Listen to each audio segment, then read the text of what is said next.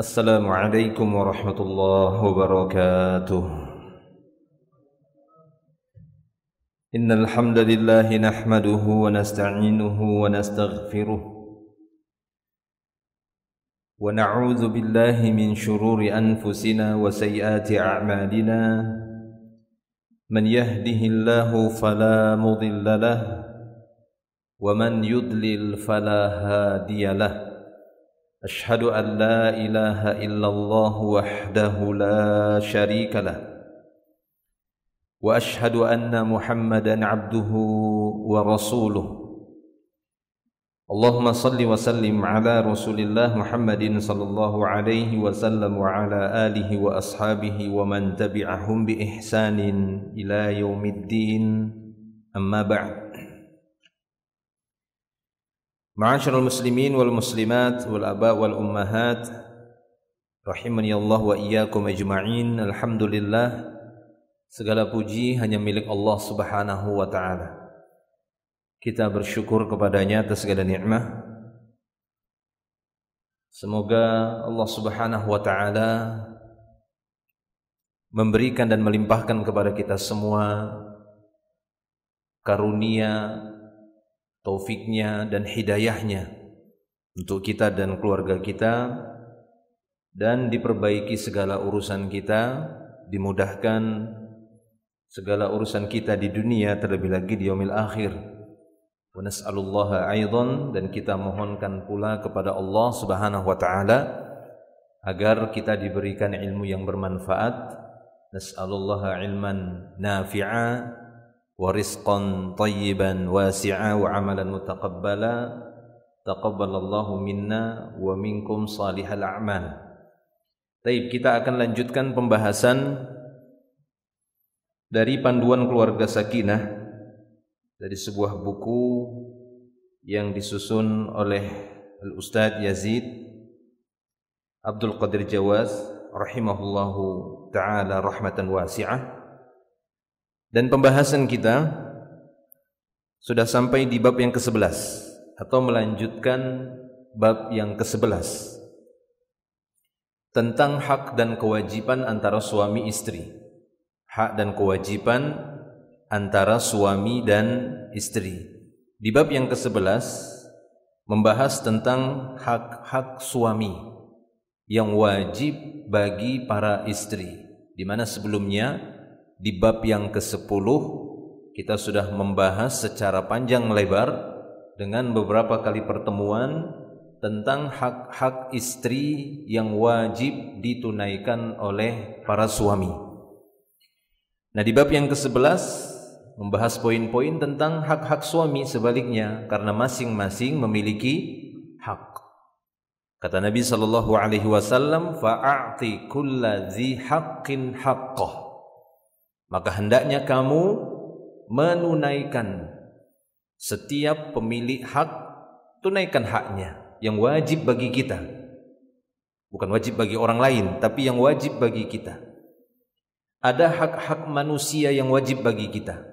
Di antaranya seorang suami memiliki kewajiban untuk menunaikan hak istri, dan di antaranya seorang wanita atau seorang istri memiliki kewajiban untuk menunaikan hak-hak suaminya, dan itu yang masih kita bahas. Kita lanjutkan di bab yang ke-11 ini. Baik.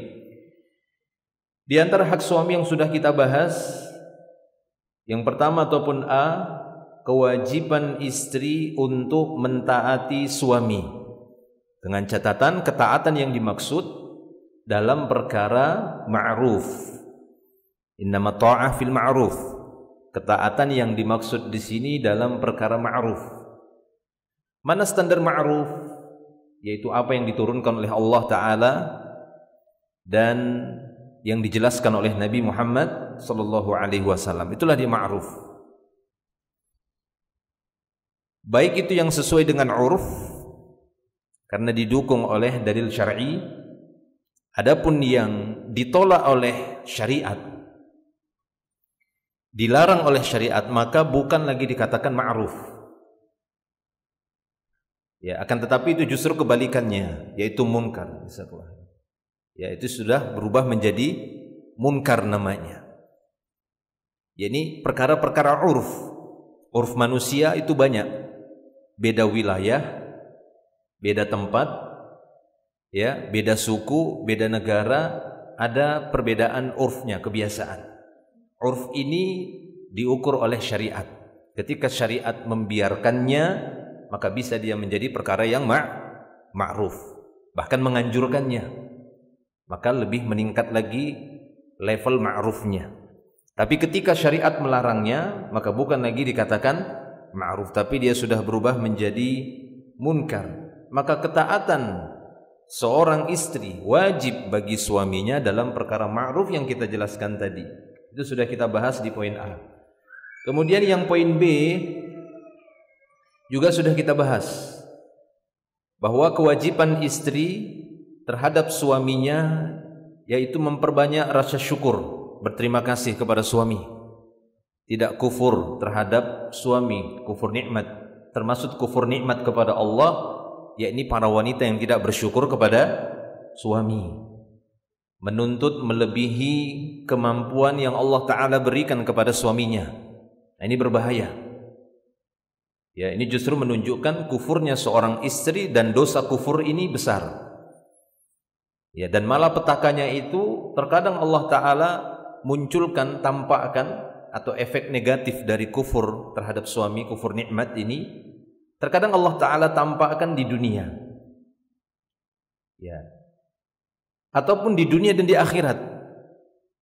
Maka dari itu, di antara kewajiban seorang istri agar diberikan sakinah oleh Allah Subhanahu wa Ta'ala, bersyukurlah dengan apa yang telah diberikan oleh suaminya kepadanya, karena itu merupakan bukti bahwasanya dia bersyukur kepada Allah Subhanahu wa Ta'ala. Seperti yang sudah kita sebutkan sebelumnya, tidak dikatakan seorang bersyukur kepada Allah sampai dia mau atau sampai dia bersyukur kepada manusia yang berjasa kepadanya. Taib. Kita bahas yang C. Di bab yang ke-11 masuk ke poin C. Di antara hak-hak suami yang wajib dipenuhi istri, istri diwajibkan atau diperintahkan tinggal di rumah dan mengurus rumah tangga dengan baik. Jadi ada hukum asal, kemudian hukum asal tadi diperintahkan oleh suami. Jadi seperti double atau berlapis kewajibannya untuk menunjukkan lebih kuat. Perintah itu lebih kuat. Jadi Allah Subhanahu wa Ta'ala menyebutkan di dalam beberapa ayat, bahkan sudah kita sebutkan mungkin sebelumnya, hukum asal wanita di mana? Dalam rumah. Waqarna fi buyutikun, tetaplah kalian bertahan di rumah-rumah kalian, jangan keluar, kata Allah Ta'ala. Atau jangan sampai kalian keluar seperti keluarnya para wanita jahiliyah dengan tabarruj. Dan ini hukum asal.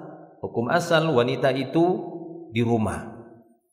Apalagi bertambah perintahnya itu tidak hanya dari Allah Ta'ala, namun dilapisi lagi dengan perintah dari suami. Ya, ditambah lagi perintah dari suami. Ini sama saja mungkin sebuah perusahaan misalnya, ya, sebuah perusahaan. Kemudian karyawannya itu ada orang-orang Islam. Ya. Mau pimpinan perusahaan, bosnya, pemilik perusahaan itu orang Islam ataupun non-Muslim, maka karyawan yang Muslim, sholat itu tetap wajib. Ya, sholat itu tetap wajib, karena itu hukum asal. Tapi ketika ya pemilik perusahaan, pimpinannya, bosnya atau semisalnya lah, tuannya memerintahkan dia wajib kalian sholat ketika masuk waktu sholat, tinggalkan pekerjaan, maka berlapis. Nah itu ya, maka berlapis, berarti tambah kuat kewajiban itu yang harus mereka tunaikan. Karena sudah dari dua sisi, pencipta dan pemimpin di wilayah mereka, di tempat mereka. Nah demikian juga seorang wanita ataupun seorang istri, kewajiban mereka itu lebih besar lagi, berlapis ketika suaminya memerintahkannya untuk bertahan di rumah. Taib. Nah yang C kata beliau, istri diperintahkan tinggal di rumah dan mengurus rumah tangga dengan baik. Perbuatan ihsan, kebaikan seorang suami harus dibalas pula dengan perbuatan yang serupa atau yang lebih baik. Ya, pada intinya rumah tangga merupakan salah satu lingkungan yang lebih memudahkan bagi kaum muslimin wal muslimat untuk menerapkan berbagai macam perintah ataupun syariat. Ya, berbagai macam syariat itu lebih mudah diterapkan di dalam ruang lingkup rumah tangga. Saya kasih contoh yang tadi berkaitan dengan ini, saling berbalas budi. Ya, saling berbalas kebaikan, saling berbalas jasa. Secara umum di dalam Islam ini diperintahkan atau tidak? Diperintahkan. Apakah ditentukan bahwasanya saling berbalas kebaikan ini hanya pada ini dan ini, itu dan ini? Kan tidak. Tapi secara mutlak. Awalnya secara mutlak. Nabi kita SAW menyebutkan bagaimana cara membalas kebaikan saudaranya. Apabila saudara kalian memberikan kebaikan kepada kalian, maka yang paling afdol membalasnya dengan yang lebih baik. Ya, dengan lebih baik. Misalnya saudaranya memberikan hadiah kepada dia, kebaikan kepada dia seharga 1 ekor kambing, maka kalau dia mampu membalasnya dengan 2 ekor kambing, dia balas lagi, datang lagi. Ini 2 ekor kambing. Begitu asalnya. Saling berbalas kebaikan. Itulah Islam. Ya. Niatnya apa? Niatnya bukan mau cari keuntungan dunia, bukan. Salah niat kalau begitu. Niatnya mencari pahala, ridha Allah, cintanya Allah Subhanahu wa taala. Karena Allah taala senang dengan hamba yang seperti ini. Makanya Allah perintahkan. Ya, dan Nabi SAW memerintahkan demikian. Dan itu sudah diterapkan oleh kaum muslimin awal dulu, yaitu para sahabat seperti itu. Sikap ithar mereka, pengorbanan untuk kaum muslimin, pengorbanan untuk saudaranya lebih mereka dahulukan daripada diri mereka sendiri. Itu sudah kita dapati contoh-contohnya. Ya, mereka mengedepankan saudara-saudaranya padahal mereka sendiri membutuhkan hal itu. Tapi begitulah mereka. Apalagi kalau mereka mendapati ada saudaranya yang memberikan kebaikan, mereka akan berpikir dan berusaha gimana cara saya membalas yang lebih baik. Sekiranya dia tidak mampu, maka langkah berikutnya memberikan balasan yang serupa, yang semisal lah. Kalau seekor kambing kita contohkan, ya dia balas lagi dengan seekor kambing lagi.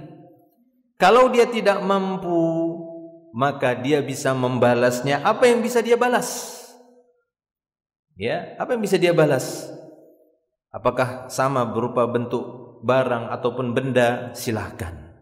Kalau tidak mampu dengan barang atau benda, maka dengan doa. Bahkan Nabi SAW mengajari bagaimana cara membalas kebaikan orang lain dengan doa, yaitu kita mendoakannya, lalu kita mengukur doa kita itu sudah sebanding dengan kebaikan yang dia beri. Dia ngasih 1 ekor kambing, kayaknya rasanya kurang cukup kalau saya cuma mendoakan, ya Allah ampunilah dia cuma sekali, kan begitu. Misalnya kan begitu. Ya Allah mudahkan rezekinya.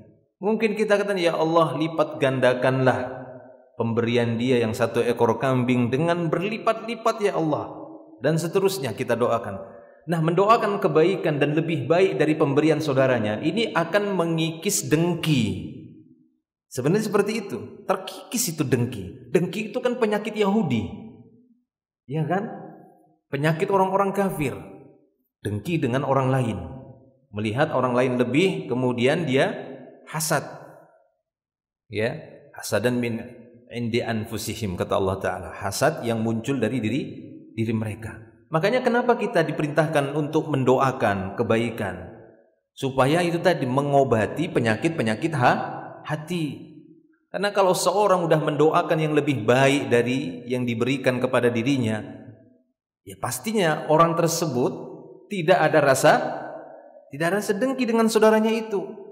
Tapi lihat ketika penyakit dengki itu sudah bercokol di dalam hati, jangankan mendoakannya, melihat wajahnya saja dia udah enek.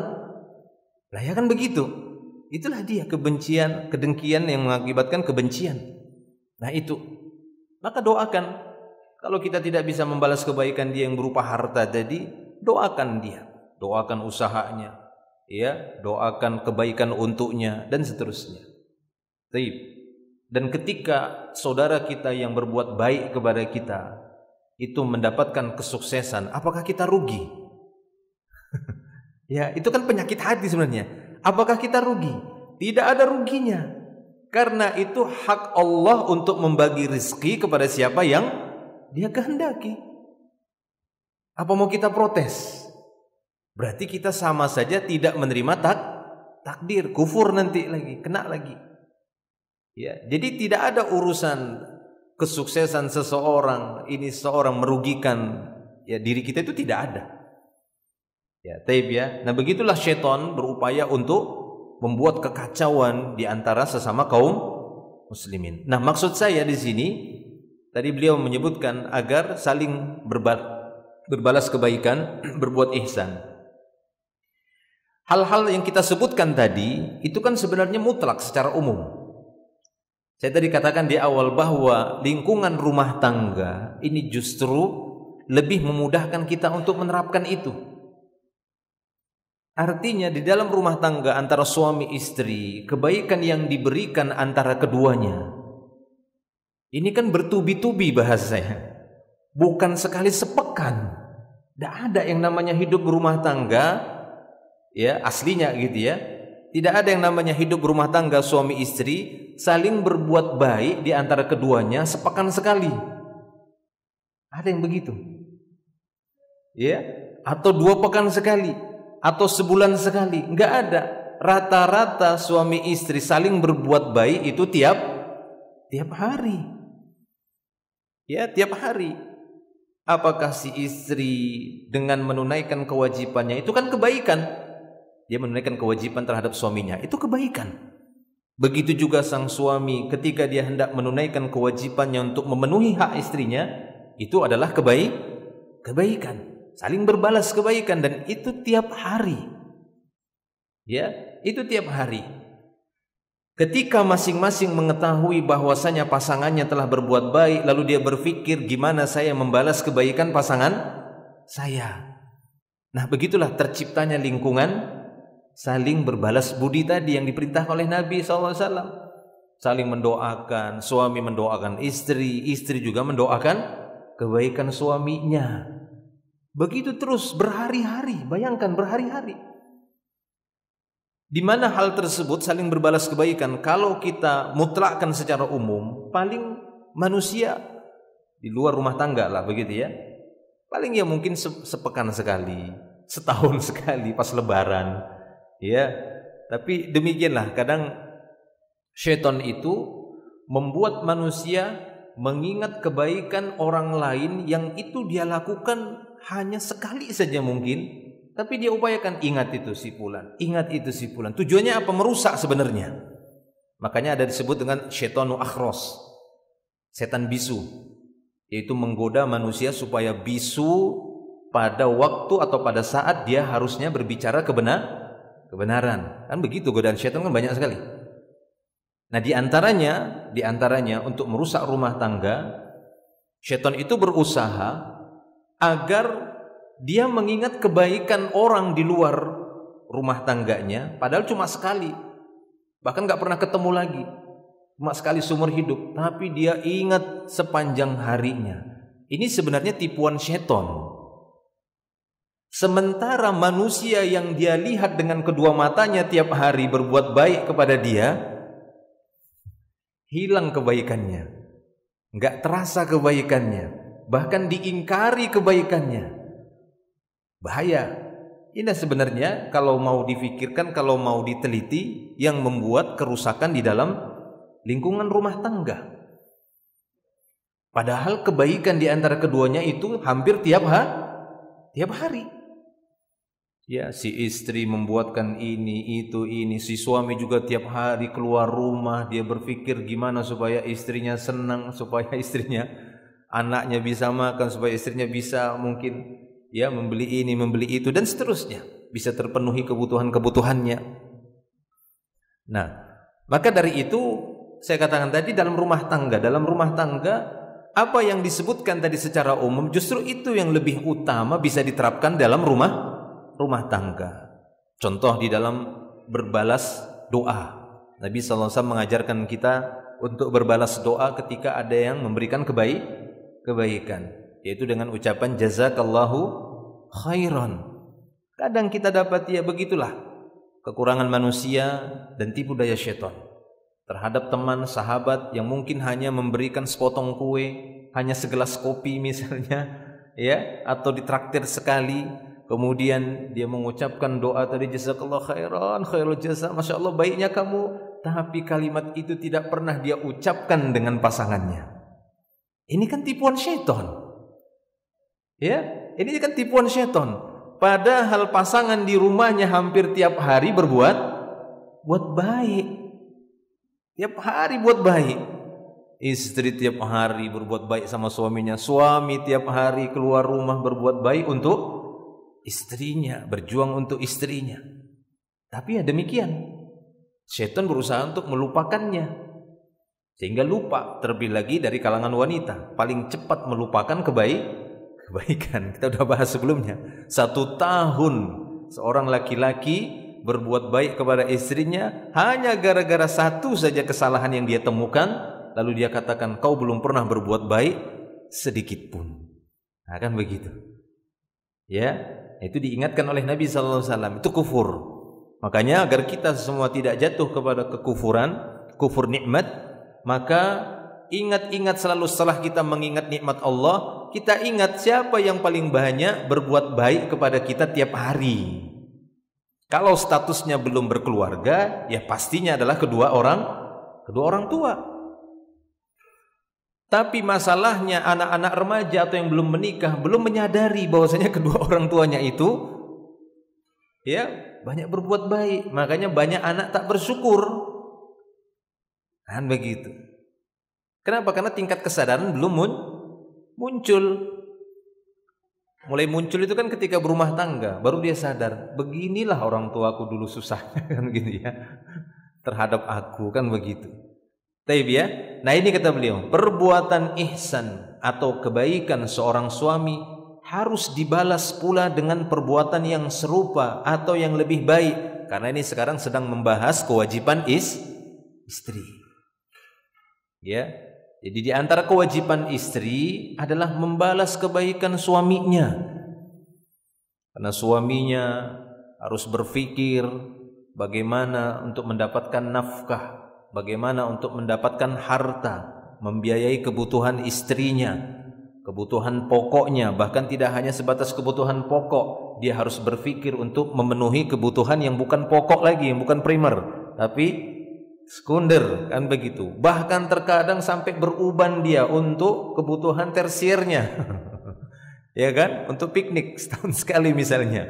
Ya, untuk rela. Itu harus terpikir dia. Apakah harus nambah job, ataukah harus lembur, ataukah harus ini, harus itu. Maka ketika seorang istri mendapati suaminya berpikir seperti itu, berjuang dan berusaha, maka balaslah kebaikannya dengan cara juga berbuat baik kepada suami. Taib. Istri harus berkhidmat kepada suaminya dan menunaikan amanah mengurus anak-anaknya menurut syariat Islam yang mulia. Nah, ini adalah di antara kewajiban seorang istri ketika mereka berada di rumahnya, yaitu berusaha untuk mengurus anak-anaknya. Ini fitrah. Bahkan kita dapati dan kita tidak bisa ingkari, memang kelebihan yang Allah Ta'ala berikan kepada wanita, di mana kemampuan mereka di dalam mengurus anak itu lebih teliti dibandingkan laki-laki, ya, dibandingkan para bapak-bapak. Ya, kalau para bapak-bapak, ya lihat saja kalau udah disuruh ngurus anak, begitulah, begitu. Nggak usah kita ceritakan, kan begitu. Tapi kalau ya wanita ataupun ibu-ibu umumnya lebih teliti di dalam mengurus anak-anaknya menurut syariat Islam yang mulia. Allah Azza wa Jalla telah mewajibkan kepada dirinya untuk mengurus suami, mengurus rumah tangga, dan mengurus anak-anaknya. Ya, Makanya lama-lama menjadi kurus kalau mengurus terus. Katanya kalau pengurus itu jadi kurus lama-lama ya. Baik. Nah, maka ini di antara 3 hal di dalam rumah tangga bagi seorang istri: mengurus suami, kalau dia punya anak mengurus anak, kemudian juga berkaitan dengan rumahnya yaitu mengurus rumah tangga. Ini 3 ya, yang paling pokok yang harus diurus oleh seorang istri ketika dia berada di rumahnya. Kalau dia belum punya anak, ya maka 2, mengurus suaminya dan mengurus rumahnya. Ya, mengurus rumah ya banyaklah yang bisa dilakukan di sana, berkaitan dengan kebersihan rumah, kerapian rumah, kemudian yang lainnya yang berkaitan dengan rumah. Taib. Menurut ajaran Islam yang mulia, istri tidak dituntut atau tidak berkewajiban ikut keluar rumah mencari nafkah. Ya, ini yang tepat. Karena ada sebagian ahlul ilm, tapi menurut saya ini pendapat yang lemah. Kewajiban suami, kata mereka, tidak hanya mencari nafkah, akan tetapi kewajiban suami juga mencari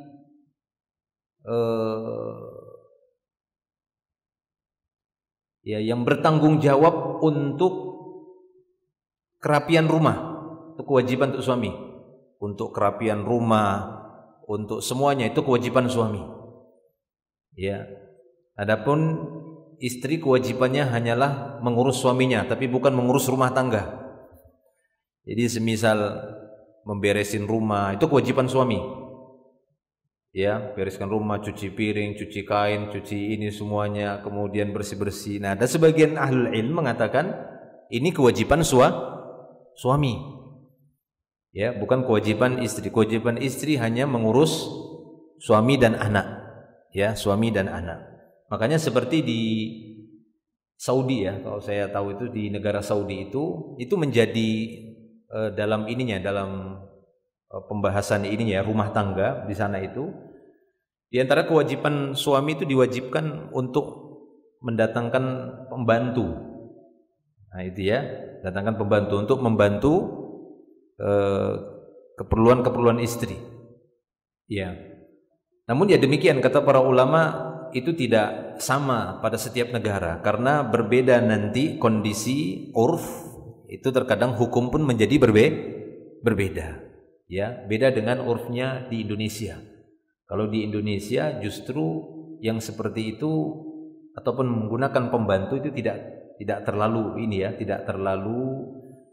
tidak terlalu dibahas dalam pembahasan rumah tangga, karena memang yang memiliki pembantu itu kan rata-rata yang mungkin ekonominya memiliki ekonomi yang lebih. Tapi umumnya kita dapati istri yang mengerjakan secara langsung di dalam rumah tangga. Taib. Namun yang jelas bahwa istri tidak wajib untuk ikut serta mencari nafkah. Ini jelas. Kalau tadi masalahnya ada perselisihan pendapat di kalangan para ulama, namun saya pribadi itu kewajibannya itu lebih kepada istri, pada 3 tadi. Kewajiban di dalam mengurus suami, anak, dan rumah tangga.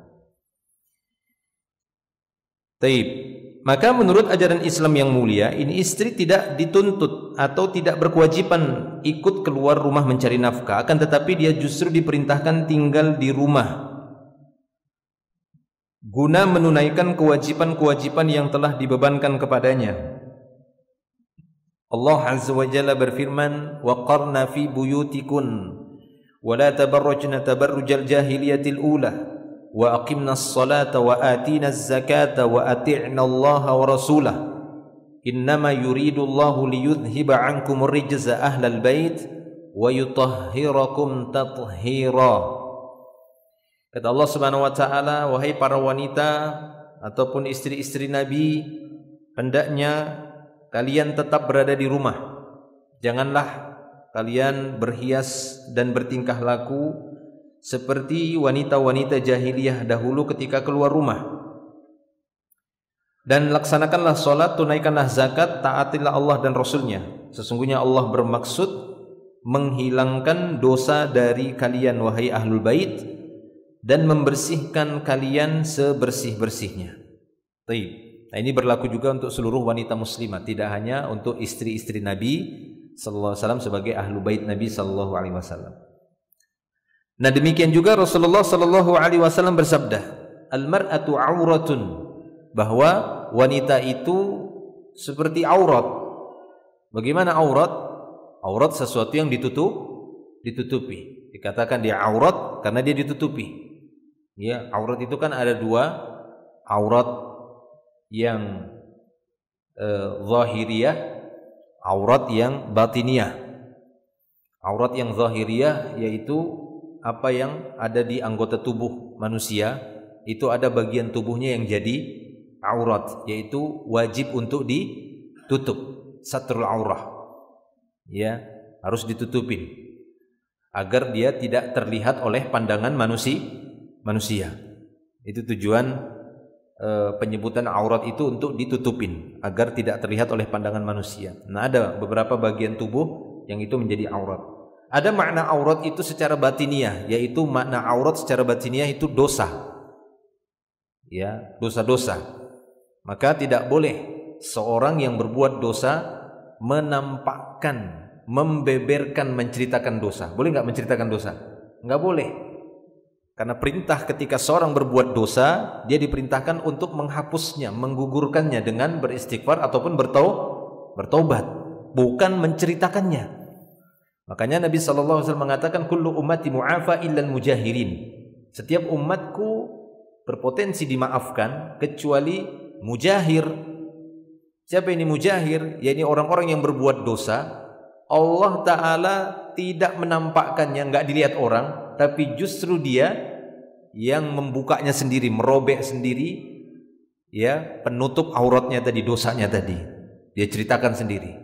Ini sama seperti seorang yang merobek pakaiannya di hadapan manusia sehingga dia telanjang di hadapan manusia. Memalukan atau tidak? Memalukan. Nah, begitulah perbuatan yang memalukan. Seorang mukmin, seorang muslim menceritakan dosanya sendiri kepada orang lain, maksiatnya, nggak boleh. Namun dia diperintahkan untuk membersihkan dosanya. Nah, itu aurat, ya, dua aurat, makna dua, makna aurat, ya, ada dua tadi, ya. Taib. Nah, adapun pada hadis ini Nabi Shallallahu Alaihi Wasallam menyebutkan wanita itu seperti aurat, yaitu ditutupin maksudnya. Ya, butuh sitar untuk menutup aurat. Nah, wanita itu harus ditutup di tempat yang tersembunyi. Fa idza kharajat, apabila dia keluar, maksudnya keluar dari tempat tinggalnya, dari rumahnya, istashrafaha syaitan, maka syaitan akan berusaha untuk menghiasinya. Ya, istashrafaha, jadi terlihat indah. Ya, terlihat dia menjadi wanita yang syarifah, kan begitu, istashrafaha. Jadi orang-orang akan tergiur, laki-laki akan tertarik untuk memandang wanita. Ya, bahkan menurut eksperimennya, seorang wanita yang sudah tua renta sekalipun, kalau dilihat dari belakang, ya kan begitu kan? Kadang laki-laki sampai tertipu. Ya, begitu dilihat, ternyata apa cuk katanya. Ya kan begitu. Apa cuk? Masih selera nenek-nenek cuk. Nah, begitu. Tentu menunjukkan betapa besarnya fitnah wanita ini. Dari tubuhnya saja. Belum lagi suara. Bahkan suara perhiasan saja itu dicegah oleh Allah Ta'ala. Suara perhiasan yang biasa dipakai oleh wanita di kaki-kakinya. Dulu wanita muslimah dulu di masa Nabi, itu kebiasaan mereka pakai perhiasan di kaki. Nah, gitu ya. Bahkan Anas bin Malik, ya, karena waktu darurat, ya, waktu perang Uhud, itu kan para wanita, Aisyah radhiyallahu anha, ibu mereka kan gitu ya, karena istri Nabi adalah itu. Anas waktu itu sempat melihat gelang-gelang di kaki Ummahatul Mukminin yang waktu itu ikut bantu ngambil minuman, kan begitu ya, waktu perang Uhud. Ya. Allah Subhanahu wa taala mengatakan dalam surat An-Nur, wala yadribna bi arjulihinna liyu'lama ma yukhfinna min zinatihinna, kata Allah. Wahai kalian para wanita muslimat, kata Allah, jangan kalian sengaja memukul-mukulkan kaki kalian supaya kedengeran sama laki-laki ketika kalian melewati laki-laki, supaya terdengar ada perhiasan di kaki kalian. Sampai seperti itu Allah Ta'ala menyembunyikan para wanita, hal-hal yang bisa memfitnahnya. Suara perhiasan saja disembunyikan sama Allah. Jangan kalian sengaja kalau lewat sama laki-laki udah tertutup dari atas sampai bawah pakai hijab, ya, jalabib, jilbab. Jilbab itu kan dalam Quran disebutkan maksudnya kain yang menutup dari ujung sampai ujung, dari ujung kepala sampai ujung kaki. Ya. Bahkan sampai ketutup semua, bercadar.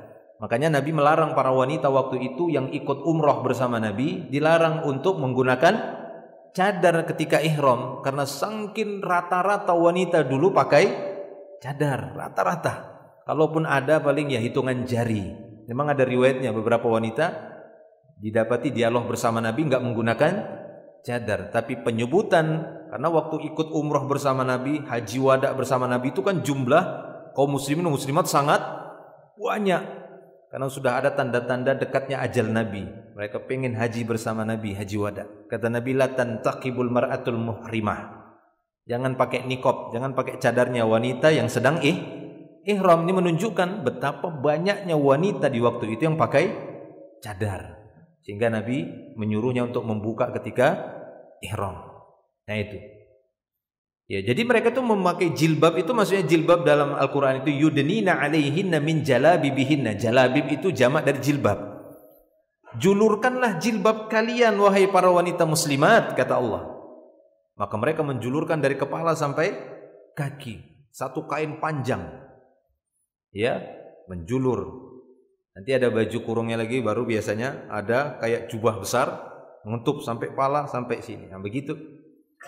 Nah, cuma jadi masalah lagi, namanya juga wanita kan begitu, menggunakan gelang-gelang kaki. Kalau melewati para laki-laki sengaja tekriting gitu ya, dipukul-pukul, disentuh-sentuh, terfitnah. Allah tahu hati-hati manusia, Allah melihat bagaimana kondisi para sahabat kaum muslimin, ya, rijal muslimin pada waktu itu. Kalau dilewatin wanita terdengar suara itu, guncang hatinya gitu ya. Ini kayaknya agak besar kerincingnya. Ini. Nah, seperti itu tergambarkan. Maka Allah Ta'ala turunkan ayat itu supaya enggak menimbulkan fitnah.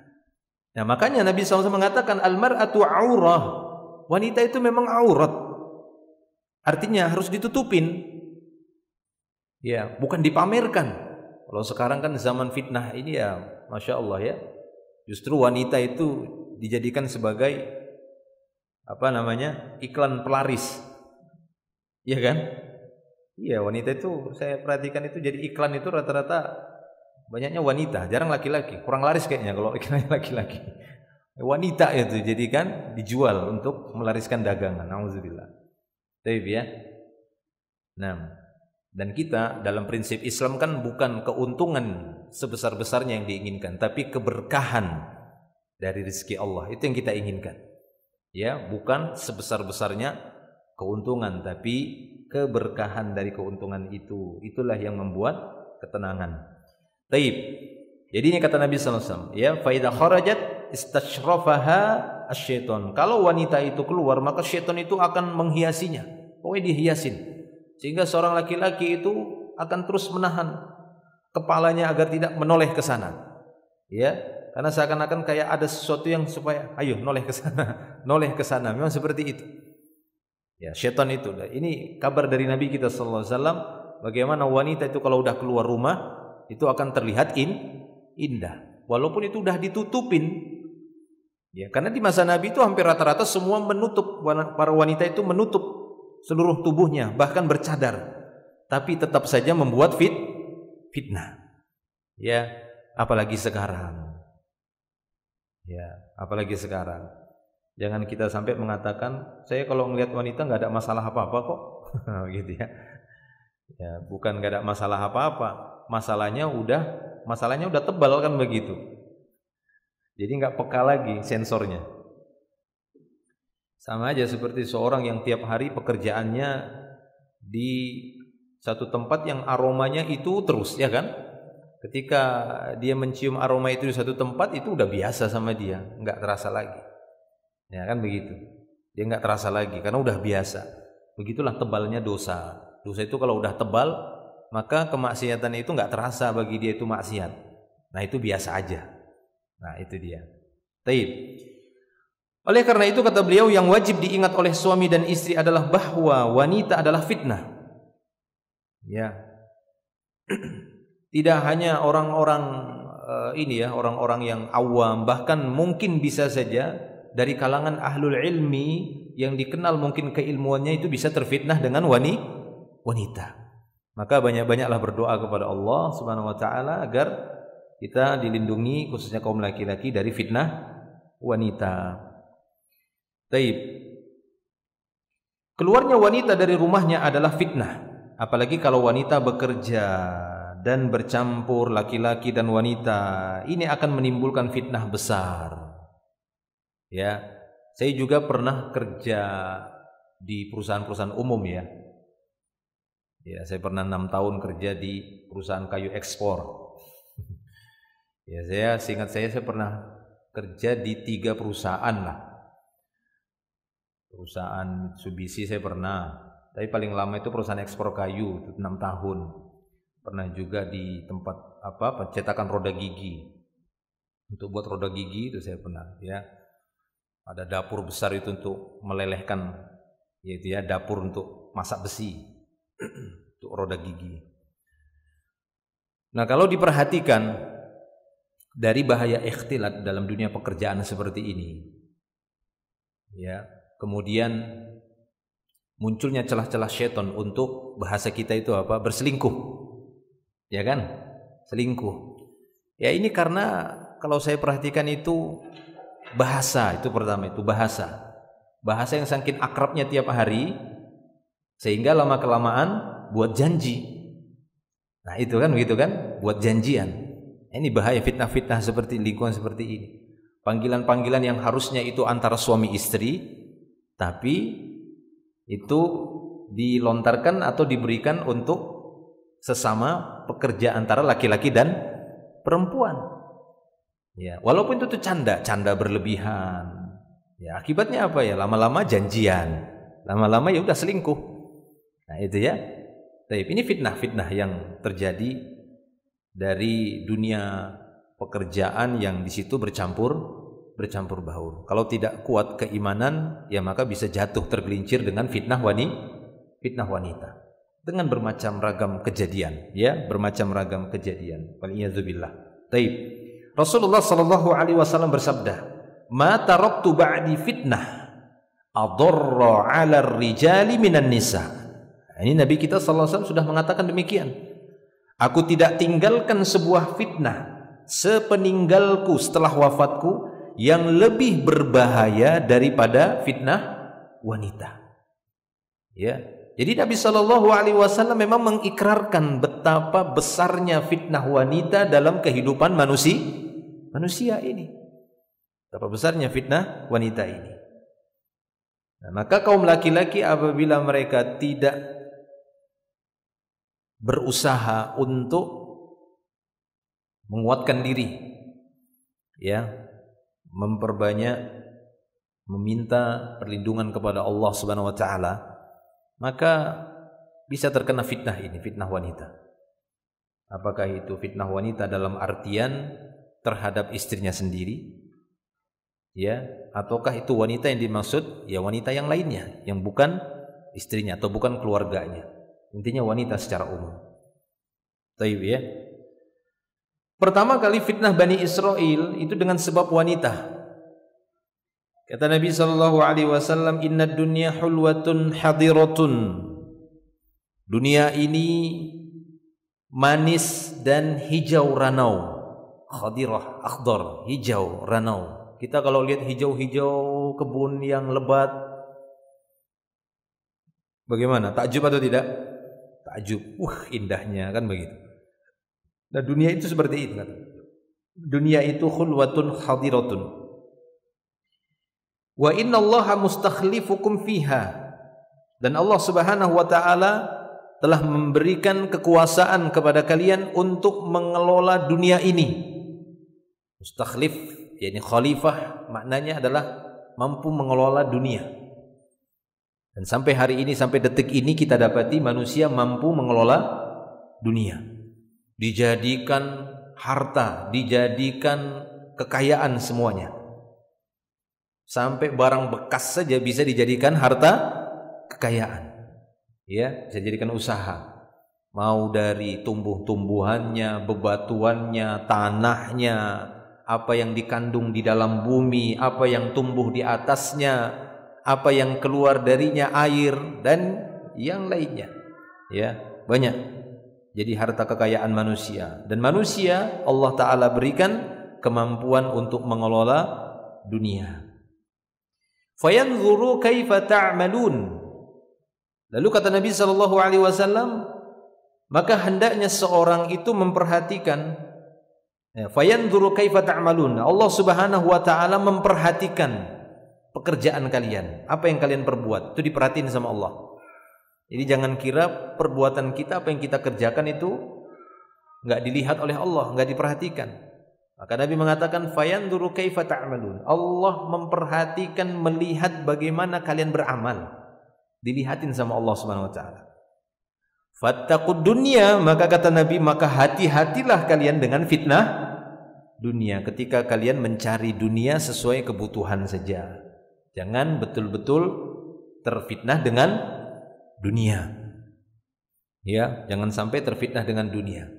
Jadikan dunia itu sebagai modal untuk mendapatkan manfaat ibadah, untuk mendapatkan manfaat akhirat, atau manfaat-manfaat yang lainnya, bukan justru terfitnah. Ya, bukan justru terfitnah. Makanya banyak para ulama mengungkapkan dunia itu hanya sebatas untuk menunaikan hajat saja. Bahkan saya kalau tidak keliru itu ya, Syekhul Islam Ibnu Taimiyah, dia mengatakan kita dengan dunia ini seperti kebutuhan kita terhadap mirhab. Ya. Seperti kebutuhan kita terhadap toilet. Ya, untuk apa? Untuk menunaikan hajat saja. Udah selesai. Udah, kan gitu selesai. Sudah, begitu. Yang penting kebutuhan kita udah terpenuhi. Nah, kan itu yang paling penting, kebutuhan sudah terpenuhi. Bukan nafsu yang terpenuhi, itu beda. Ya. Makanya ada sebagian orang membedakan beda kebutuhan hidup sama kebutuhan gaya hidup. Ya kan beda kan begitu ya, kebutuhan hidup sama kebutuhan gaya hidup. Ya, kalau memang kebutuhan gaya hidup ya akhirnya banyak gaya, ya banyak kebutuhannya. Tapi kalau kebutuhan hidup insya Allah dicukupi oleh Allah Ta'ala, dan itu lebih menenangkan. Nah, maka Nabi SAW mengatakan fattaqud dunya. Ini satu, hati-hatilah kalian dengan fitnah dunia. Dan yang kedua, wattaqun nisa, hati-hatilah kalian dengan fitnah wanita. Fa inna awwala fitnati Bani Israil, karena fitnah pertama yang menimpa Bani Israil kanat fin nisa, yaitu fitnah mereka karena wanita. Taib. Selanjutnya kata beliau, isu emansipasi yang digembar-gemborkan menjadikan sebagian besar wanita terpengaruh untuk keluar rumah dan melalaikan kewajiban yang paling utama sebagai seorang istri dan ibu rumah tangga. Kadang ada saja tokoh-tokoh yang muncul untuk memberikan fitnah. Ini sebagai ujian, ibtila kepada kaum muslimat atau kaum muslimun secara keseluruhan. Munculnya tokoh-tokoh yang berupaya ingin membela hak-hak wanita, padahal sebenarnya dia sedang menyiapkan jurang-jurang yang dalam, yang apabila sewaktu-waktu tanpa disadari dia akan menjatuhkan para wanita ke dalam jurang itu. Ya, wanita yang sadar adalah wanita yang berusaha untuk menuntut ilmu dan meneliti sejauh mana perintah-perintah Allah Subhanahu wa taala terhadap dirinya. Dengan ilmu dia akan mengetahui mana ya perkara-perkara yang bisa menggelincirkannya kepada ya kebobrokan ataupun kebinasaan, dan mana perkara yang bisa menyelamatkan dirinya. Taib. Nah, jadi ada sebagian isu ya tokoh-tokoh tertentu yang menggembar-gemborkan emansipasi, membela hak wanita.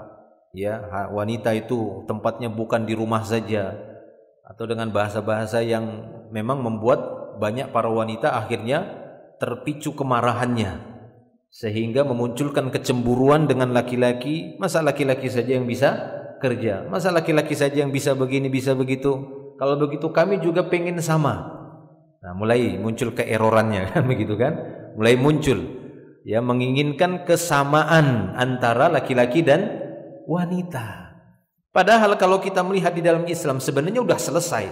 Di dalam Islam sudah komplit bagaimana Allah Ta'ala menata dengan rapi keutamaan masing-masing laki-laki dan wanita. Bukan berarti ketika laki-laki disebutkan keutamaan-keutamaannya dalam beberapa poin, lalu wanita nggak ada keutamaannya sama sekali. Itu salah. Ada keutamaan-keutamaan wanita yang itu tidak mungkin dilakukan oleh para laki-laki. Apa mau kita katakan laki-laki juga nuntut harus sama seperti wanita? Kan tidak mungkin. Nah kan itu kan tidak mungkin. Masing-masing ada keutamaannya. Ya, belum lagi Nabi SAW ketika ditanya tentang masalah berbakti kepada kedua orang tua, siapa ya Rasulullah? Maka Rasulullah menyebutkan siapa duluan? Ibu. Sampai 3 kali. Bukan berarti sama bapak boleh durhaka kan begitu. Bukan. Ya, ini memang sisi keutamaan. Lalu apakah dengan sebab ini kemudian kaum laki-laki berkumpul? Ayo kaum laki-laki, kayaknya nggak adil ini. Ya, kayaknya nggak adil. Kita yang kerja keluar rumah, kok bisa-bisanya Nabi menyebutkan berbakti sama ibu itu 3 kali baru nyebut kita. Nggak terima kita tuntut Nabi, gitu. Nggak relevan ini syariat yang diajarkan oleh Nabi. Apa seperti itu? Ya, nggak ada tuh kaum laki-laki yang menuntut seperti itu. Nggak ada kan? Nggak ada. Karena memang seperti itu. Ya, daya fikir laki-laki kata Nabi kita sallallahu alaihi wasallam itu lebih luas dibandingkan daya fikirnya dalam masalah-masalah seperti ini daripada kaum wanita. Memang wanita akalnya itu setengah dari kaum laki-laki. Ya, taib. Nah, maka dari itu beliau di sini mengatakan bahkan mereka berani berdalih dengan tidak cukupnya penghasilan yang diperoleh suami meskipun dia telah memiliki rumah atau kendaraan atau harta lainnya yang banyak. Hal ini menjadi sebab timbulnya malapetaka di dalam rumah tangga. Nah itu akhirnya lama-kelamaan diseret seorang istri untuk menuntut suami apa yang dia berikan itu kurang. Ya, padahal sebenarnya sudah lebih dari cukup. Nah, ini bahaya. Ya. Akhirnya apa? Dia tertuntut kalau begitu saya juga kerja supaya kebutuhan kita tercukupi. Nah, ini kan seperti banyak yang seperti itu. Supaya kebutuhan kita tercukupi, maka saya harus kerja. Ya. Akhirnya apa? Ya, dengan bekerjanya seorang wanita bukan berarti tidak boleh ya, bukan berarti tidak boleh. Tapi kalau dipicu karena ketidaksyukuran terhadap rezeki yang Allah Ta'ala berikan melalui suaminya, nah ini yang bahaya. Menganggap nggak cukup. Ya, padahal sebenarnya cukup. Taib. Akhirnya menuntut untuk sama supaya para wanita juga kerja dan keluar rumah. Tidak jarang justru keluarganya menjadi berantakan karena anaknya terlibat kasus narkoba. Nah ini efek dari salah memahami ataupun tidak bisa membagi tugas di dalam rumah tangga. Anaknya terlibat kasus narkoba atau kenakalan remaja atau hubungan suami istri lama-kelamaan menjadi tidak harmonis karena istri lebih sibuk dengan urusan kantornya, bisnisnya, dagangannya dan sebab-sebab lain yang sangat banyak disebabkan lalainya sang istri. Allahul musta'an kata beliau. Dan banyak sebab-sebab yang lainnya. Bahkan mungkin karena kesibukan si istri juga, akhirnya keduanya jarang ketemu. Akhirnya namanya sudah jarang ketemu, pastinya ketemu nanti sama teman-temannya, kemudian punya pergaulan tersendiri dan seterusnya. Taib. Dalam Islam yang wajib memberi nafkah adalah suami. Maka suami diperintahkan keluar rumah mencari nafkah. Wanita tidak boleh keluar rumah kecuali dengan izin suami. Syekhul Islam Ibnu Taimiyah rahimahullahu berkata, tidak boleh baginya keluar rumah tanpa seizin suami. Keluar tanpa izin suami menjadikannya telah berbuat durhaka dan bermaksiat kepada Allah dan Rasulnya. Wanita itu layak diberikan hukuman jika dia keluar tanpa izin suami. Allah memberikan rizki kepada seluruh makhluknya. Istri dan anak dikaruniai rizki oleh Allah dengan perantaraan suami dan orang tua. Karena itu istri wajib bersyukur dengan nafkah yang diberikan suami. Nah, itu yang paling penting. Kewajiban seorang istri, sudah kita bahas ya di poin B. Kewajiban seorang istri bersyukur terhadap apapun yang diberikan oleh suami. Sekecil apapun pemberiannya wajib disyukuri, dan ia harus merasa cukup dan bersikap qanaah, bersikap puas diri terhadap apa yang diberikan suami, karena itulah dia rezeki Allah Ta'ala yang Allah Ta'ala titipkan melalui suaminya. Kalau dia mengingkari itu dan tidak mensyukurinya, maka sama dia seperti mengingkari Allah dan tidak bersyukur kepada Allah, dan ini kufur nikmat. Sedangkan bagi orang yang tidak bersyukur, Allah Azza wa Jalla justru akan membuat dirinya seakan-akan serba kekurangan. Nah, ini memang akibat seseorang yang kurang bersyukur. Apabila ada manusia yang kurang bersyukur, maka dia akan merasa terus kekurangan. Ya, dia merasa terus kekurangan. Padahal kalau dilihat-lihat sudah berlebih sebenarnya dibandingkan yang lainnya. Bahkan kalau dibanding-bandingkan dengan jumlah anak, dengan jumlah tanggungan, dibandingkan sama yang lainnya, dia terlihat lebih.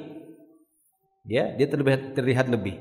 Misalnya anaknya baru satu, misal suami istri, kemudian anaknya satu, sama-sama sudah punya rumah misalnya. Di sana juga ada yang suami istri sudah punya anak satu, ya kan begitu, sudah punya rumah. Akan tapi mungkin yang satu menuntut. Nah, itu tadi ya, kalau yang dilihat itu kebutuhan pokok, memenuhi kebutuhan pokok, itu beda dengan orang yang berusaha untuk memenuhi hawa nafsu. Nah, ini beda jadinya. Akhirnya tidak syukur, merasa kurang terus. Padahal sebenarnya kalau dilihat dan ditinjau itu sudah cukup, karena sudah mencukupi kebutuhannya, memenuhi kebutuhan sandang, pangan dan papan. Taib. Sedangkan bagi orang, ini tadi ya, orang yang tidak bersyukur, Allah Azza wa Jalla justru akan membuat dirinya seakan-akan serba kekurangan dan tidak pernah merasa puas dengan apa yang dia dapatkan. Allah Subhanahu wa taala akan mencukupkan rezeki seseorang manakala dia bersyukur dengan apa yang diperoleh dan diusahakan. Maka ia akan puas, qanaah dengan apa yang Allah karuniakan. Rasulullah sallallahu alaihi wasallam bersabda, al-yadul ulya khairun minal yadis suflah. Tangan yang di atas ataupun yang banyak memberi itu lebih baik daripada tangan yang di bawah. Yakni orang yang banyak meminta, yang menerima. Wabda biman ta'ul, mulailah dari orang yang menjadi tanggunganmu. Wa khairus sadaqati an dhahri ghina, dan sebaik-baik sedekah adalah seorang yang bersedekah saat berkecukupan. Ini sebaik-baik sedekah. Saat dia berkecukupan, dia bersedekah. Jangan nanti udah sempit baru dia berangan-angan mau sedekah, kan begitu. Ya, sebaik-baik sedekah ya ini sedekah saat dia sedang berkecukupan. Wa may yasta'fif yu'iffahullah. Siapa saja yang menjaga kesucian diri, kehormatan diri, maksudnya tidak banyak meminta-minta. Itu maksudnya menjaga kesucian diri, iffah. Cara menjaga kesucian diri dengan tidak banyak meminta-minta kepada manusia. Apakah secara langsung atau pakai bahasa sindiran. Kadang ada orang banyak minta tapi pakai bahasa sindiran. Ya kan? Bisa kan? Bisa lah. Aku kenapa ya? Susah betul hidupku ini. Tapi udah punya mobil, udah punya rumah. Ya kan? Anaknya sekolah. Susah betul hidupku ini. Supaya apa? Supaya dikasihnya orang, kemudian orang memberi. Nah ini ya, ini namanya mengemis secara nggak langsung. Kalau secara langsung kan minta uangmu, kan begitu kita ya, minta uang, kan begitu. Orang yang terlalu banyak meminta akan rendah di hadapan Allah. Ya, ifahnya, kesucian dirinya itu akan tergores, tergerus. Makanya Nabi mengatakan, "Wa man yasta'fif," siapa yang berupaya menjaga kesucian diri, caranya gimana? Kerja. Supaya dia enggak meminta-minta sama manusia. Orang yang banyak meminta-minta nanti datang pada hari kiamat dalam keadaan wajahnya ini enggak memiliki sekerat daging. Begitu jeleknya dia. Kenapa? Karena dia sudah menjelekkan wajahnya di hadapan manusia. Jadi berhadapan sama Allah udah hancur wajahnya. Bahkan Nabi SAW mengatakan, "Man takaffala li alla yas'ala syai'an atakaffalu lahu bil jannah." Kata beliau sallallahu alaihi wasallam, siapa saja yang menjamin untukku agar dia enggak minta syai'an, enggak minta sedikit pun kepada manusia, aku jamin dia dapat surga. Aku jamin dia dapat surga, kata Nabi. Jadi besar ya, besar pahala bagi orang yang menahan diri kemudian mencukupkan dengan apa yang dia dapatkan. Enggak banyak minta sama manusia. Bahkan dulu para sahabat apabila mereka berbaiat dengan Nabi, poin-poin baiatnya perhatikan. Di antaranya, kami tidak akan berbuat syirik, tidak menyekutukan Allah, tidak berzina, tidak membunuh anak-anak kami karena takut miskin, dan tidak meminta kepada manusia sedikit pun. Itu poin-poin baiatnya dulu para sahabat kaum muslimin ketika datang berbaiat sama Nabi. Sehingga kata para sahabat, kami dapati di antara kami apabila cambuk cemeti, ada kan cemeti untuk mukul hewan tunggangan, apabila terjatuh dia nggak akan mau nyuruh temannya yang dekat itu untuk ngambilkan, nggak mau. Begitu mereka, saking mereka menjaga diri, tidak mau meminta kepada manusia, ngambil sendiri lebih bagus. Ya, kenapa? Karena mereka mau surga. Mereka nggak mau seperti itu. Ya, begitu kuatnya para sahabat dahulu. Ketika mendapati hadis-hadis Nabi, nggak mau meminta, mereka nggak mau minta. Sampai betul-betul darurat. Seperti permintaan ya Qabisah, salah seorang sahabat Qabisah yang dia minta kepada Nabi karena dia mendamaikan dua suku yang sedang bertikai masalah keuangan. Lalu dia yang menjamin untuk menyelesaikannya, ludes hartanya. Dia datang sama Nabi minta. Maka Nabi menjelaskan, ya Qabisah, tidak halal minta-minta sama manusia, haram, kecuali 3 keadaan. Nah, itu tadi.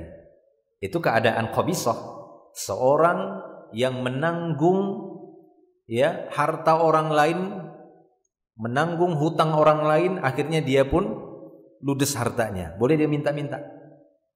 Yang kedua, seorang yang tertimpa jaihah. Jaihah itu semacam malapetaka, musibah besar, seperti di Palu, likuifaksi, habis kan rumahnya, tenggelam. Nah, itu boleh dia minta ngemis, supaya dia dapat tempat tinggal, dapat makan, ludes. Ya, atau seorang yang betul-betul miskin, kata Nabi. Ya, faqah, dia betul-betul miskin dan kemiskinannya itu diberikan saksi oleh 3 orang. Nah, gitu ya. Seperti mungkin kalau kita sekarang minta surat miskin, itu harus betul-betul dipastikan dia miskin, ada saksi. Jangan miskin tapi HP-nya iPhone, motornya PCX, tapi kredit. Ya. Kata Nabi SAW, boleh ini tiga ini boleh. Itu menunjukkan bahwasanya ini bukan perkara yang gampang, ini surga. Ini masalahnya ini dapat surga atau enggak, atau susah dapat surga atau tidak. Jangan banyak minta. Ya. Kita kan sering terbiasa itu ya. Traktir nah itu minta itu sering. Ya kan? Kenapa? Karena dalam Islam ini al-yadul ulya khairun, kata Nabi. Tangan di atas. Maksudnya kitalah yang menawarkan duluan. Siapa yang mau makan saya yang bayar. Begitu. Itu dia. Ya. Jangan takut miskin, jangan takut habis. Sahabat itu dulu jago traktir. Ya kan? Jago traktir. Enggak ada mereka itu yang takut miskin, enggak ada. Nabi itu dari masa jahiliyah itu seorang yang dikenal takrid dhaif. Ya, sebelum diangkat menjadi nabi, beliau itu seorang yang dikenal menjamu tamu itu luar biasa. Ya, luar biasa. Kalau bisa sampai hutang mereka tuh hutang untuk menjamu tamu. Itu kebiasaan mereka. Kaum muslimin demikian waktu itu. Mereka tidak mau meminta tapi mereka menawarkan dulu. Ya, memberi makan itu. Traktir lah bahasa kita sekarang itu ya, masih makan orang. Itu berlomba-lomba. Taib ya. Ini berkaitan dengan iffah. Kenapa ini penting? Karena memang janjinya surga. Ya, bukan perkara yang remeh ya, janjinya surga. Siapa yang mau menjamin untukku, dia tidak minta kepada manusia sedikit pun, aku jamin dia dapat surga, kata Nabi. Ya. Artinya apa? Dia hanya bersandar dengan apa yang Allah berikan kepadanya. Udah, pokoknya apa yang Allah berikan rezeki dari usaha dia, lalu Allah kasih dia, udah itu aja. Gak mau dia bermimpi memiliki apa yang ada di tangan orang lain. Udah pokoknya dia kerahkan potensi dirinya, dia kerahkan kemampuannya, udah mentok-tok kan gitu ya, udah maksimal, dia dapat sekian-sekian, udah itulah dia pemberian Allah untukku. Ya. Lalu dia manfaatkan, dia kelola, dia manajemen dengan baik. Insya Allah. Ini sebab untuk dapat surga. Sahabat begitu semua sahabat. Ya, para sahabat. Makanya mereka mengatakan kalau ada yang jatuh cemeti di antara kami, itu nggak mau minta, ambilkan. Itu nggak mau, mereka nggak mau minta sama orang. Gimana Ustaz kalau bos? Itu lain lagi, itu kan akad kerja namanya. Ini nggak ada ikatan kerja kan, begitu kan? Lain kan gitu kan? Gimana orang tua nyuruh anaknya? Itu ikatan keluarga, ayah sama anak, suami nyuruh istri, ya boleh. Ini maksudnya tidak ada, ya nggak ada ikatan ijtimai, sosial. Ya, sosial kemasyarakatan kan begitu, persahabatan, pertemanan. Seharusnya ini dia al-yadul ulya, tangan di atas. Tangan di atas itu lebih utama kata Nabi sallallahu alaihi wasallam. Taib ya.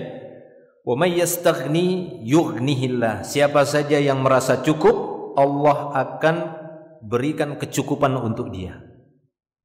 Sebenarnya kalau dari sudut pandang Islam, orang kaya itu adalah orang yang merasa cukup.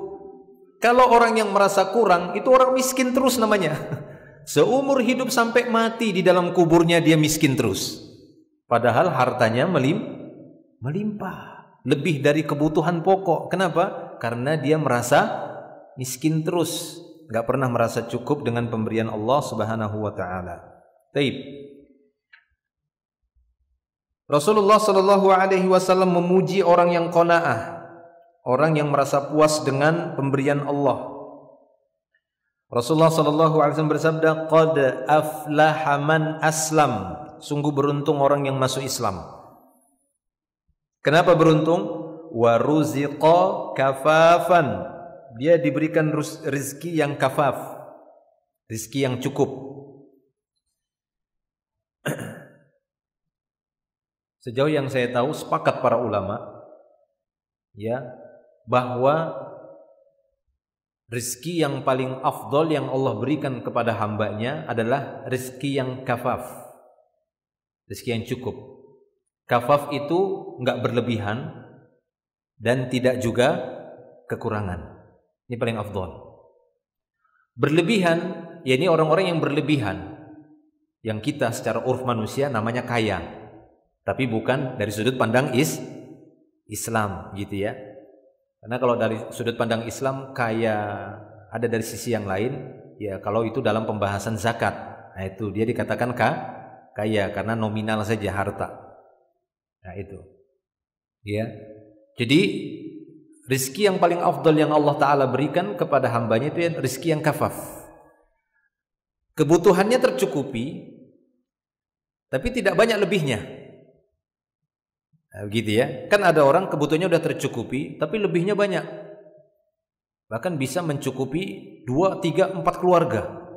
Nah ini kan lebih namanya, berlebih. Ya, masih lebih afdal yang kafaf. Karena Nabi menyebutkan di sini kafaf. Ini yang paling afdal. Ya. Kemudian setelah dia cukup dan qanna'ahu Allahu bima atah, Allah memberikan qanaah tadi kepada dia. Ada yang di bawah kafaf, yaitu kekurangan.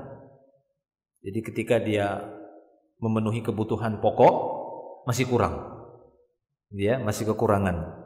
Kita sering menyebutnya miskin, kan begitu ya, miskin, karena itu tadi kekurangan. Maka yang paling afdal ini kafaf, cukup. Setiap kali dia membutuhkan dan betul-betul itu kebutuhan hidup, bukan kebutuhan gaya hidup ya. Lalu Allah cukupi.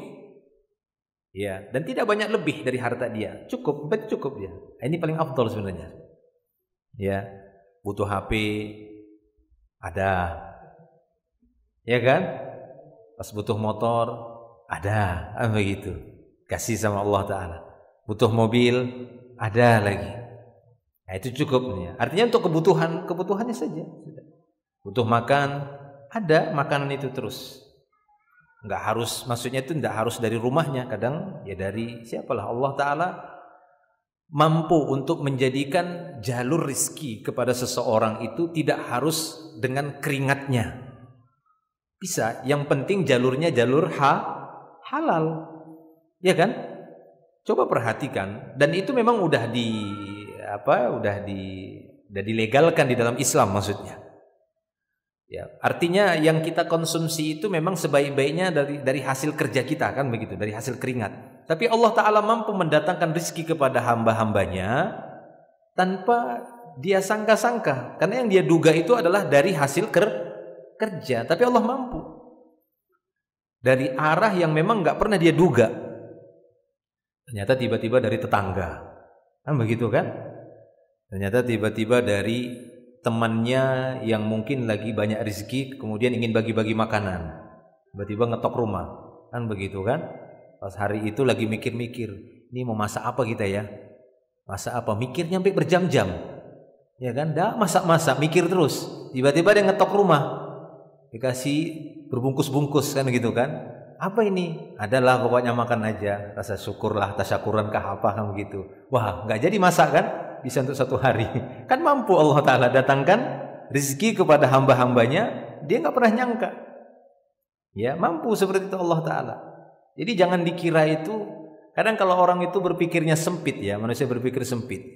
Ya saya paling UMK saja, kan begitu ya, upah minimum, kan begitu ya. Ya paling saya 3 juta 4 juta lah, misalnya seperti itu. Itu saja rezeki saya. Nah, jangan.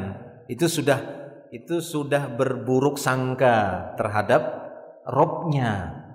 Ya, rezeki kita walaupun dia seorang misalnya pegawai, buruh atau apapun itu namanya yang sudah dipatok lah. Artinya secara hitung-hitungan manusia ya segitulah pokoknya yang dia dapatkan setiap bulan. Tapi dengan ketakwaan Allah mampu mendatangkan yang lebih dari itu. Yang penting halal, jalurnya itu halal. Ya, karena Allah Ta'ala menjadikan rezeki hambanya itu dari jalur yang halal. Taib, itu ya. Taib. Kemudian selanjutnya, setiap muslimah wajib bersyukur kepada Allah atas segala nikmat yang dikaruniakan dan puas dengan rezekinya. Oleh karena itulah bagi seorang wanita ataupun istri wajib bersyukur dengan nafkah atau penghasilan yang diperoleh suami atau bapaknya. Nah ini. Jadi hendaknya para wanita, apakah dia seorang anak wanita, bersyukur dengan rezeki yang diberikan oleh bapaknya. Ya, bapaknya mencari nafkah, kemudian jangan sampai dia menuntut bapaknya untuk ini, untuk itu, untuk ini, untuk itu, sehingga membuat bingung bapaknya. Bersyukurlah. Demikian juga seorang istri, bersyukurlah dengan apa yang diberikan oleh suaminya. Janganlah dia memaksakan diri untuk bekerja ataupun berdagang keluar rumah demi membantu suami, kecuali, kata beliau, kalau betul-betul terpaksa dan memang dibenarkan menurut syariat, karena dengan bekerja di luar rumah akan timbul dampak negatif bagi rumah tangganya. Nah, bahaya dan dampak negatif wanita bekerja di luar rumah antara lain dijabarkan dalam beberapa poin yang menjadi konsekuensi logisnya berikut ini. Pertama, kata beliau, bahaya bagi wanita itu yaitu akan hilangnya sifat dan karakteristik kewanitaannya, menjadi asing dengan tugas rumah tangga dan kurangnya perhatian terhadap anaknya. Nah, ini sisi-sisi negatif bagi para wanita yang kerja keluar rumah. Karakteristik wanitanya itu sudah akan mulai terkikis. Akhirnya tugas-tugas rumah tangga itu terasa asing, ya, kurang perhatian terhadap anaknya. Taib. Dan penting ya bagi orang tua ya, ini nasihat, untuk mengajari anak perempuannya sedini mungkin agar bisa mengerjakan pekerjaan-pekerjaan rumah tangga. Ya, karena memang itu tabiahnya, itu karakteristiknya anak wanita yang punya anak wanita. Itu sudah sedini mungkin diajarkan dia untuk mengurus ya rumah tangga, pekerjaan rumah tangga yang memang nanti ketika dia menikah pastilah itu dipastikan suaminya menginginkan itu. Ya. Mungkin sudah saya ceritakan di sini, ada kemarin teman dari Qatar cerita ya, teman kerjanya menikah. Ya, kalau orang sana kan orang Arab lah kan begitu kan, apalagi Emirat lah kan begitu. Kalau acara itu kan ya harta yang untuk mahar saja ngeri lah kan begitu ya. Kemarin dia sebutkan, saya lupa berapa itu. Intinya miliaran. Ya, sampai miliaran pokoknya, mau maharnya sampai biaya pernikahan ini. Jadi dia menikah dengan seorang wanita. Kemudian setelah acara, pesta, walimah dan ya semualah serah terima ini sampai miliaran. Kemudian hampir seminggu mereka bulan madu lah. Bulan madu sampai ke beberapa tempat di Eropa. Ini teman kantornya dia di perusahaan minyak yang ada di Qatar. Kemudian ketika pulang dari bulan madu, karena teman satu kantornya dia, lalu terlihat murung wajahnya. Nah seharusnya kan mereka memberikan selamat baru pulang kan habis cuti kan begitu ya, biasanya kan cuti kan gitu ya, cuti untuk bulan madu. Ketika ketemu harusnya kan ceria, cerah. Ini enggak, wajahnya murung, ya, wajahnya sedih. Loh, dicandai, kenapa sedih? Lo habis menikah, habis merit gitu kan, habis zawaj, habis menikah harusnya senang, kemudian senyum. Ternyata dia cerita, ya, saya sudah mengeluarkan dana sekian, sudah acaranya begini, sudah bulan madu ke beberapa tempat ke Eropa, baru kemarin ya kita pulang sampai di rumah yang sudah saya siapkan. Tadi saya mau kerja, hari pertama kerja setelah menikah, saya minta dia buatkan masakan, saya mau kerja, ya. Maka si wanita nggak lama si istrinya bilang, masak apa? Terserah saja. Kemudian masa ini nggak bisa, masa ini nggak bisa. Sampai terakhir saya suruh, cobalah masak telur saja, telur ceplok. Kata si istrinya, nggak bisa masak telur ceplok. Kira-kira kayak apa dia? Nggak bisa, dia nggak tahu dikasih telur ini kayak apa masaknya. La haula wala quwwata illa billah, miliaran.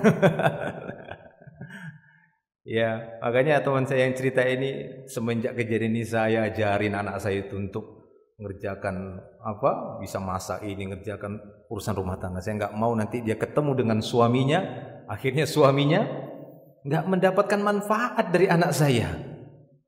Nah, seperti itu. Akhirnya hari itu juga hari dia pertama kerja selesai bulan madu, dia ceraikan istrinya. Dia antar langsung ke rumah orang tuanya hari itu juga. Makanya dia murung pada waktu itu. Dia kembalikan. Begitu orang Arab itu, dikembalikannya anak itu. Ini saya kembalikan anaknya. Ya, seperti itu. Itu real, itu realita. Jadian begitu. Ya kurang baik apa dia kan seorang laki dia sudah rela semuanya. Tapi masak telur ceplok saja nggak bisa ditanya. Gimana nih masak telur ceplok gimana? Lah Allah quwwata billah, ini gimana kata dia. Ya akhirnya dia kembalikan. Saya bilang betul nih ceritanya. Iya, seorang teman kerja sekantor satu kantor sama saya ini. Makanya kita hibur dia, sedih dia katanya. Kecewa. Seperti itu ya. Taib. Ya, apalagi kalau sampai ya sibuk di luar rumah, akhirnya banyak terjadi nanti masalah demi masalah. Ya, kemudian dampak negatif yang lainnya kita bacakan saja ini ya. Karena tinggal dibacakan saja. Yang kedua kata penulis di sini, bahaya bagi diri suami, yaitu si suami akan kehilangan curahan kelembutan, keramahan dan kegembiraan. Nah, ini dia. Ya, kadang laki-laki itu lebih senang ke warung, kalau saya sih tidak sih.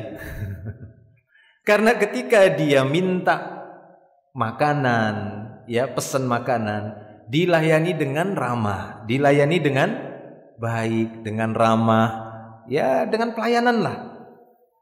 Ya, sehingga dia merasakan kenyamanan di sana, mendapatkan pelayanan itu. Yang itu dia tidak dapatkan di rumah, nggak dia dapatkan di rumah. Ya, seperti kasus tadi itu, nggak dia dapatkan. Dia kan pengen dilayani istri, dia kan pengen kelembutan istrinya, mau dilayani. Buatlah apa, terserah. Buat ini kah? Nggak bisa. Buat ini, buat ini. Sampai terakhir, ya sudah, telur ceplok lah, aku mau berangkat kerja. Dia bilang, gimana masaknya nih? Diapain ini telur ini? Ya, enggak mungkin, dicatuk kepalamu. Dia diam, beres-beres barangmu, antar ke rumah, begitu. Ya karena seorang laki-laki itu ya pengen, namanya mau berumah tangga, pengen pelayanan dari istri itu pasti itu laki-laki seperti itu. Dia pengen dilayani oleh istrinya. Ya, dia ingin bercerita, ingin mencurahkan mungkin masalah-masalah yang ada di luar rumahnya. Tadi aku ketemu begini, tadi. Itu lebih baik daripada dia nanti dapat teman curhatan yang lain. Gitu. Ya, dapat teman curhatan yang nggak pantas, yang nggak layak, yang nggak cocok bagi dia. Lebih bagus dia mencurahkan itu semua kepada istri. Karena memang itulah tempatnya. Dia bercerita, di tempat kerjaanku begini, tadi ketemu orang begini, tadi ada kejadian begini. Kemudian mereka bercerita sambil menyantap makanan buatan istrinya. Nah, seperti itu. Justru yang didapat adalah keributan dan keluhan-keluhan seputar kerja, persaingan karir antar teman, baik laki-laki maupun wanita. Bahkan tidak jarang suami kehilangan kepemimpinannya lantaran gaji istri lebih besar. Allahu musta'an. Ya. 3. Bahaya atau dampak negatif bagi anak. Nah, ini belum lagi ditinjau dari sisi anaknya. Anak akan hilang, ya, hilangnya kelembutan, kasih sayang dan kedekatan dari seorang ibu. Semua itu tidak dapat digantikan oleh seorang pembantu ataupun guru. Justru yang senantiasa didapati anak adalah seorang ibu kandung yang pulang dalam keadaan letih dan tidak sempat lagi memperhatikan pendidikan serta mengamati pertumbuhannya. Nah, ini yang menyebabkan anak tadi kekurangan kasih sayang. Bahkan kalaupun mau ya sekarang kan mungkin mau pondok pesantren lah gitu ya. Upayakan kalau hendak dimasukkan ke pondok pesantren ya secepat-cepatnya lulus SMP lah. Ya, kalau saya meneliti itu secepat-cepatnya lulus SMP. Jadi di tingkatan SMA baru dia dimasukkan pondok, ya. Walaupun sekarang ya untuk pondok pesantren yang tingkat SMP ada gitu ya. Bahkan ada yang tingkat SD. Kalau SD janganlah. Masih sangat kecil, masih sangat muda, belum kemandiriannya, bahkan harusnya masih mendapatkan ini ya, masih mendapatkan secara langsung dari orang tuanya, bimbingan ataupun pendidikan dari orang tuanya. Nah ini ya, jadi akhirnya anak-anak tersebut karena kedua orang tua, ayah dan ibunya sibuk, terutama ibunya, akhirnya dia tidak mendapatkan kelembutan dan kasih sayang dari ibunya. Yang ada si ibu setiap hari dengan keletihannya dan kurang kasih sayangnya terhadap anaknya. Akhirnya si anak tadi akan melampiaskan, dia akan mencari ya untuk mencari orang-orang untuk melampiaskan keinginannya agar orang ya berlemah lembut. Dia pengen teman. Ya, pengen orang-orang yang berlemah lembut, memperhatikan dia. Jadi akhirnya dia cari perhatian. Nah itu. Karena kurangnya perhatiannya di dalam rumah, akhirnya dia mencari perhatian di luar rumah. Sehingga banyak kita dapati anak-anak yang tumbuh kembang dan besar, dia mencari perhatian di luar. Bahkan kita mungkin sebab-sebab kenapa cepatnya anak-anak muda itu pacaran. Karena dia salah mengartikan yang namanya kasih sayang, kurangnya kasih sayang, kurangnya kelembutan. Coba bermesra-mesraan dengan kedua orang tuanya di rumah. Ya, maka dia merasa cukup. Ya kan begitu kan? Merasa cukup. Apa yang menjadi kejiwaan dia tadi ingin melampiaskan dan mendapatkan kasih sayang itu udah dia dapatkan bersama orang tuanya, terutama bersama ibu, ya, bersama ibunya, kedekatan dengan ibu, ya, transparan dengan ibunya. Karena memang karena ibu lebih banyak di rumah, anak-anak itu biasanya lebih terbuka kepada ibu daripada ayah. Kalau ayah kan tinggal melototnya saja, begitu ya. Katanya udah, ayah marah katanya gitu ya. Sudah pergi dia, nanti datang sama ibunya. Taib. Yang keempat, bahaya atau dampak negatif bagi kaum laki-laki secara umum, yaitu apabila semua wanita keluar dari rumahnya untuk bekerja, maka otomatis mereka menghilangkan kesempatan ataupun peluang kerja bagi kaum laki-laki yang telah siap untuk bekerja. Yang kelima, bahaya atau dampak bagi pekerjaan sendiri, bahwa faktanya di lapangan menunjukkan wanita lebih banyak berhalangan dan sering absen karena banyak sisi-sisi alami fitrahnya yang jelas berpengaruh pada efisiensi kerja seperti haid, melahirkan dan nifas. Ya, sehingga ada cuti haid, Tidak ada kayaknya ya. Di perusahaan itu sepertinya yang ada itu cuma cuti kehamilan ya. Cuti haid enggak ada. Enggak ada ya. Ada kadang ya. Cuti haid, cuti nifas. Cuti nifas yaitu udah include sama cuti kehamilan. Cuti melahirkan ya, cuti melahirkan. Taib. Yang keenam, bahaya atau dampak negatif bagi perkembangan moral, yaitu hilangnya kemuliaan akhlak, kebaikan moral, serta hilangnya rasa malu dari seorang wanita, juga hilangnya kemuliaan akhlak dan semangat kerja dari kaum suami. Anak-anak pun menjadi jauh dari pendidikan yang benar semenjak kecil. Yang ketujuh, bahaya ataupun dampak negatif bagi masyarakat, yaitu bahwa fenomena ini telah mengeluarkan manusia dari fitrahnya dan telah menempatkan sesuatu bukan pada tempatnya, sehingga mengakibatkan rusaknya tatanan hidup dan timbulnya kekacauan serta keributan. Banyak sebenarnya ya sisi-sisi negatif yang muncul ketika sudah begitu besarnya gelombang keluarnya wanita ya, gelombang jumlah keluarnya wanita dari rumah. Ini ketika begitu besar akan menimbulkan banyak sisi negatif, baik itu secara individu, rumah tangga, sosial ataupun masyarakat. Wallahu a'lam. Baik, sampai di sini dulu untuk pembahasan kita. Nanti sisanya ini insyaallah sedikit lagi kita bahas di pertemuan berikutnya insyaallah. Baik. Mungkin ada bertanya, silahkan sebelum kita akhir. Fadhil.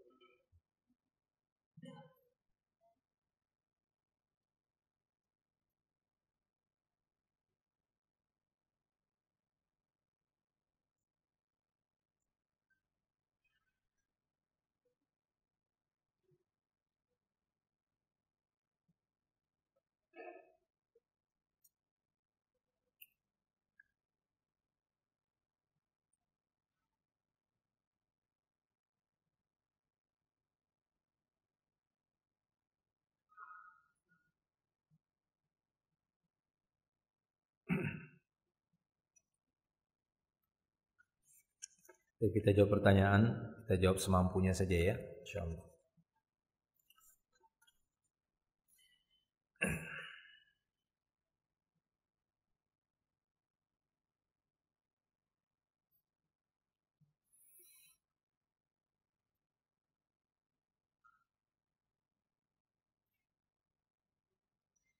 Ada pertanyaan? Assalamualaikum warahmatullahi wabarakatuh. Waalaikumsalam. Semoga Allah Ta'ala selalu menjaga antum dan keluarga Ustaz, wa antum jami'an, wa lakum jami'an insyaallah. Pertanyaannya, bagaimana apabila seorang istri memiliki suami yang memiliki banyak kekurangan dalam banyak hal, sehingga sang istri sulit untuk bersyukur? Bersyukur itu bukan pada kekurangan, ya, bukan pada kekurangan orang yang berjasa pada kita atau suami. Tapi bersyukur itu terhadap manusia, terhadap kelebihan apa yang sudah dia berikan, kan itu bersyukur. Jadi perhatikan untuk bersyukur itu, makanya untuk bersyukur, memunculkan rasa syukur, perhatikan kelebihan-kelebihannya. Kekurangan-kekurangannya, maka tutupin. Ya, kita tutupin apa yang kita mampu. Nah, kalau pertanyaannya suaminya banyak kekurangan, saya tidak yakin kalau tidak ada kelebihannya. Saya tidak yakin. Bahkan ini pengalaman hidup. Mungkin dari bertetangga, karena kebetulan ya dulu saya tinggal itu kan dekat terminal rumahnya, kan begitu. Artinya namanya dunia premanisasi kan gitu kan, seringlah berkelahi, ya banyaklah kan begitu. Saya pernah dapatin itu ada sebuah rumah tangga lah, ya bisa dibilang bapaknya itu preman lah, ditakuti. Dan dia punya anak wanita yang tergolong, ya kata orang-orang sekitar, ya bisa dibilang bunga desa lah kan begitu kan, cantik lah kan begitu. Yang menjadi kaum laki-laki menjadi bukan candaan begitu ya, biasa begitu ya. Kalau mau itu, wah ngeri bapaknya. Kalau mau itu ngeri. Padahal kalau saya pribadi perhatikan di zaman saya dulu itu, yang namanya anak perempuan itu kan sering diganggu gitu ya. Kalau bahasa saya namanya diperli. Dia ya gitu loh, digangguin. Apa namanya di sini? Nggak pernah gitu ya? Kan kadang begitu kalau dulu gitu kan, ada anak perempuan, ada lewat digangguin kan begitu. Ini nggak ada yang berani ganggu anaknya, ya kan? Nggak ada yang berani ganggu anaknya. Kenapa? Yaitu kalau saya melihat ini kan kekurangan namanya. Kerja enggak. Jadi yang kerja itu istrinya. Yang banyak kerja itu istrinya. Kalau dia itu mabuk-mabukan, mabuk hampir tiap hari mabuk, kadang sampai nyungsep di paret kan begitu kan, berkelahi, tapi ditakutin dia. Ada premannya itu. Tapi nggak ada yang berani ganggu anaknya.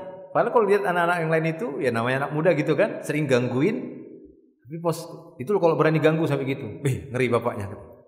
Nah ini saya ingin melihat bahwasanya kadang pada kekurangan manusia itu jadi kelebihan.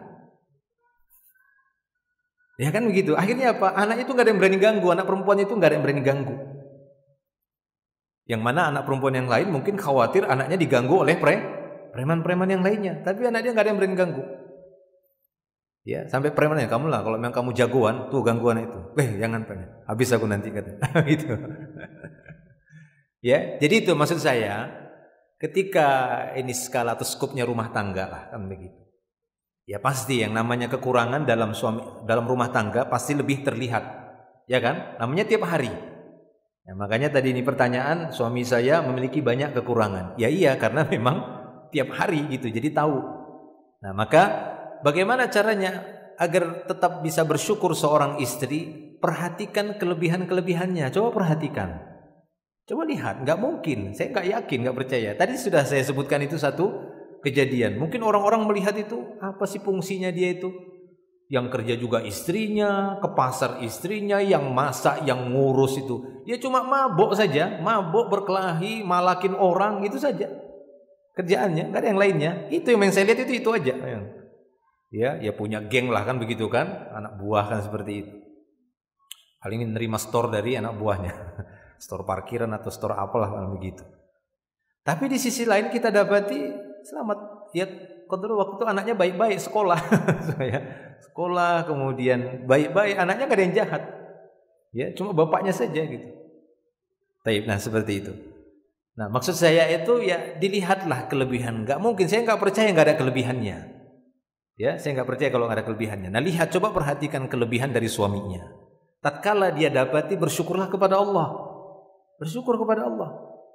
Ya, mungkin saja ya yang saya ceritakan tadi, si istri dia bersyukur kepada Allah Subhanahu wa taala, makanya lancar terus rezekinya dia, jualannya dia. Jualan kan istrinya itu, dagang. Ya mungkin dia bersyukur, biarlah memang begitu bapakmu. Kan mungkin begitu kan? Tapi dengan kondisi bapaknya seperti itu, anaknya nggak ada yang ganggu. Padahal kondisi di situ ya taulah kondisi terminal kan begitu. Kondisi orang yang ya copet, gak diganggu, anak wanita diganggu, diperkosa, ya ada situ kejadiannya. Tapi nggak ada yang berani ganggu dia. Nah kan itu kelebihan namanya. Di balik kekurangan itu. Nah itu maksudnya. Coba perhatikan itu. Mungkin kita dapati atau seorang istri mendapati ada kekurangan pada suaminya. Tapi coba perhatikan kelebihannya. Nah dengan kelebihan itu nanti dia akan bisa bersyukur. Oh ternyata ya Allah kan begitu. Baru saya sadar. Karena memang demikian, apalagi memang ditunggangi oleh syaitan. Syaitan itu berusaha memunculkan dan menimbulkan dalam pikiran manusia itu perpecahan. Sehingga yang dimunculkan, yang diingatkan apa? Ingat, nah, suamimu tuh kekurangannya ini, kekurangan itu. Ayo dihitung kekurangannya. Kelebihannya itu buta terhadap kelebihan, padahal ada. Ya kan? Ada kelebihannya. Siapa yang bisa meneliti itu? Ya nggak mungkin kita, karena kita nggak turut serta dalam rumah tangga masing-masing orang, kan begitu. Yang paling tahu adalah antara suami dan istri yang terlibat langsung dalam rumah tangga tadi. Perhatikanlah itu. Coba diperhatikan. Sama saja seorang suami mungkin begitu. Istri saya kekurangannya banyak sekali. Ya kan begitu kan? Gimana saya supaya bisa bersyukur terhadap istri? Coba lihat kelebihan-kelebihan dia. Mungkin di satu sisi dia nggak bisa ini, nggak bisa itu, nggak bisa. Tapi di sisi yang lainnya, ternyata dengan sebab ini bisa begini, anaknya bisa ini. Dan itu kalau mau kita nominalkan, itu membutuhkan uang. Ya kan? Membutuhkan uang. Kalau diuangkan kan lumayan. Ya kan begitu. Ya, nah itu dia. Nah, supaya apa? Tujuannya apa? Supaya muncul tadi rasa syukur terhadap pasangannya. Nah itu ya. Wallahu a'lam bishawab. Jadi itu nasihat saya. Yang dilihat itu jangan kekurangan. Yang dilihat itu kelebihan supaya muncul rasa syukur. Kalau kita ketemu dengan kekurangannya, tutupilah. Ya, karena memang itu fungsi suami istri. Kalau kita nggak mampu menutupinya, maka berdoalah kepada Allah Subhanahu wa taala. Ya, berdoa agar Allah Subhanahu wa taala memperbaiki kekurangan itu. Kan itu, kita punya Allah, kita punya Rabb yang bisa menjadikan sesuatu yang kurang menjadi tertutupi dan menjadi lebih. Wallahu a'lam bishawab. Apa yang sebaiknya dilakukan sang istri, begitu pula apa yang harus dilakukan sang suami agar rumah tangga tetap harmonis dan menjadi rumah tangga yang diridhoi Allah Ta'ala? Wah, banyak sebenarnya. Satu buku ini jawabannya. Ya, satu buku ini jawabannya. Upayakanlah untuk melaksanakan nasihat-nasihat ulama, ya diantaranya sudah dibukukan. Ya tujuannya apa? Kita lihat-lihat lagi nanti. Yang ini saya masih berat. Cari yang memang bisa. Ah, ini bisa. Ah, itu dipacu, ditingkatkan. Karena memang nggak mungkin ya kecil atau sedikitlah orang yang mampu menggabungkan secara keseluruhan. Kan rata-rata mungkin baru tahu, ada yang baru hijrah, ada yang ya kan begitu ya, berbeda-beda satu dan yang lainnya. Yang sisi keilmuan memang yang paling pokok modalnya adalah ilmu. Ya, ilmu tentang rumah tangga yang ada di dalam syariat Islam. Ketika ini sangat minim, maka akan menimbulkan ya banyak kekacauan. Ya, bahkan yang sudah berilmu sekalipun belum tentu bisa menerapkan. Ada banyak ujian sebenarnya. Makanya ketika kita udah punya ilmu, jangan pula sombong. Ya, sombong dalam artian saya udah tahu aja kok. Jangan. Pengetahuan kita ya masih dibatasi dengan takdir. Maka untuk mendapatkan takdir yang baik dan dihindarkan oleh Allah Ta'ala dari takdir yang buruk, maka ketika menerapkan ilmu kita tersebut, bersemangat menerapkan ilmu, banyak-banyaklah minta tolong sama Allah, doa sama Allah Subhanahu wa taala. Mudahkan ya Allah saya supaya menerapkan ini. Ya, jangan justru tambah sombong. Saya tuh tahu kok, sudah tahu.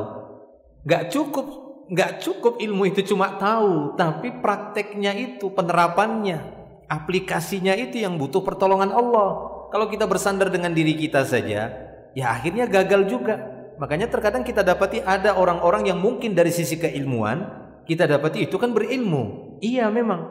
Tapi kalau Allah Ta'ala tidak menolong, ya gimana? Ya, nggak terlaksana, nggak bisa mendapatkan keharmonisan, ridha Allah dalam rumah tangga tadi. Bahkan terkadang Allah Ta'ala mudahkan orang-orang yang mungkin masih minim ilmunya, tapi semangatnya dan dekatnya dia dengan Allah, sehingga Allah pun memudahkan urusan rumah tangganya. Biasa saja sih dia.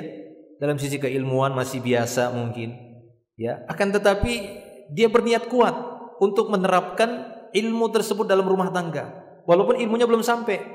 Akhirnya apa? Udah pertolongan Allah udah duluan. Oh ternyata baru kali ini dibahas. Ini sudah kami lakukan bertahun-tahun sebelumnya. Nah itu dia. Kenapa? Mungkin karena memang sebelumnya mereka sudah berniat kuat untuk menjadi rumah tangga yang baik, menjadi rumah tangga yang membina rumah tangga yang sesuai dengan Islam, sehingga Allah Ta'ala mudahkan itu walaupun ilmunya belum kesampaian. Bisa saja seperti itu, bahkan banyak mungkin seperti itu. Ya, sudah dibantu oleh Allah Ta'ala, ya, diarahkan, dikendalikan oleh Allah Subhanahu wa Ta'ala. Taib ya. Nah, wallahu a'lam bishawab. Tapi kalau kita mau jelaskan semua, ya memang ada di buku ini semua insyaallah.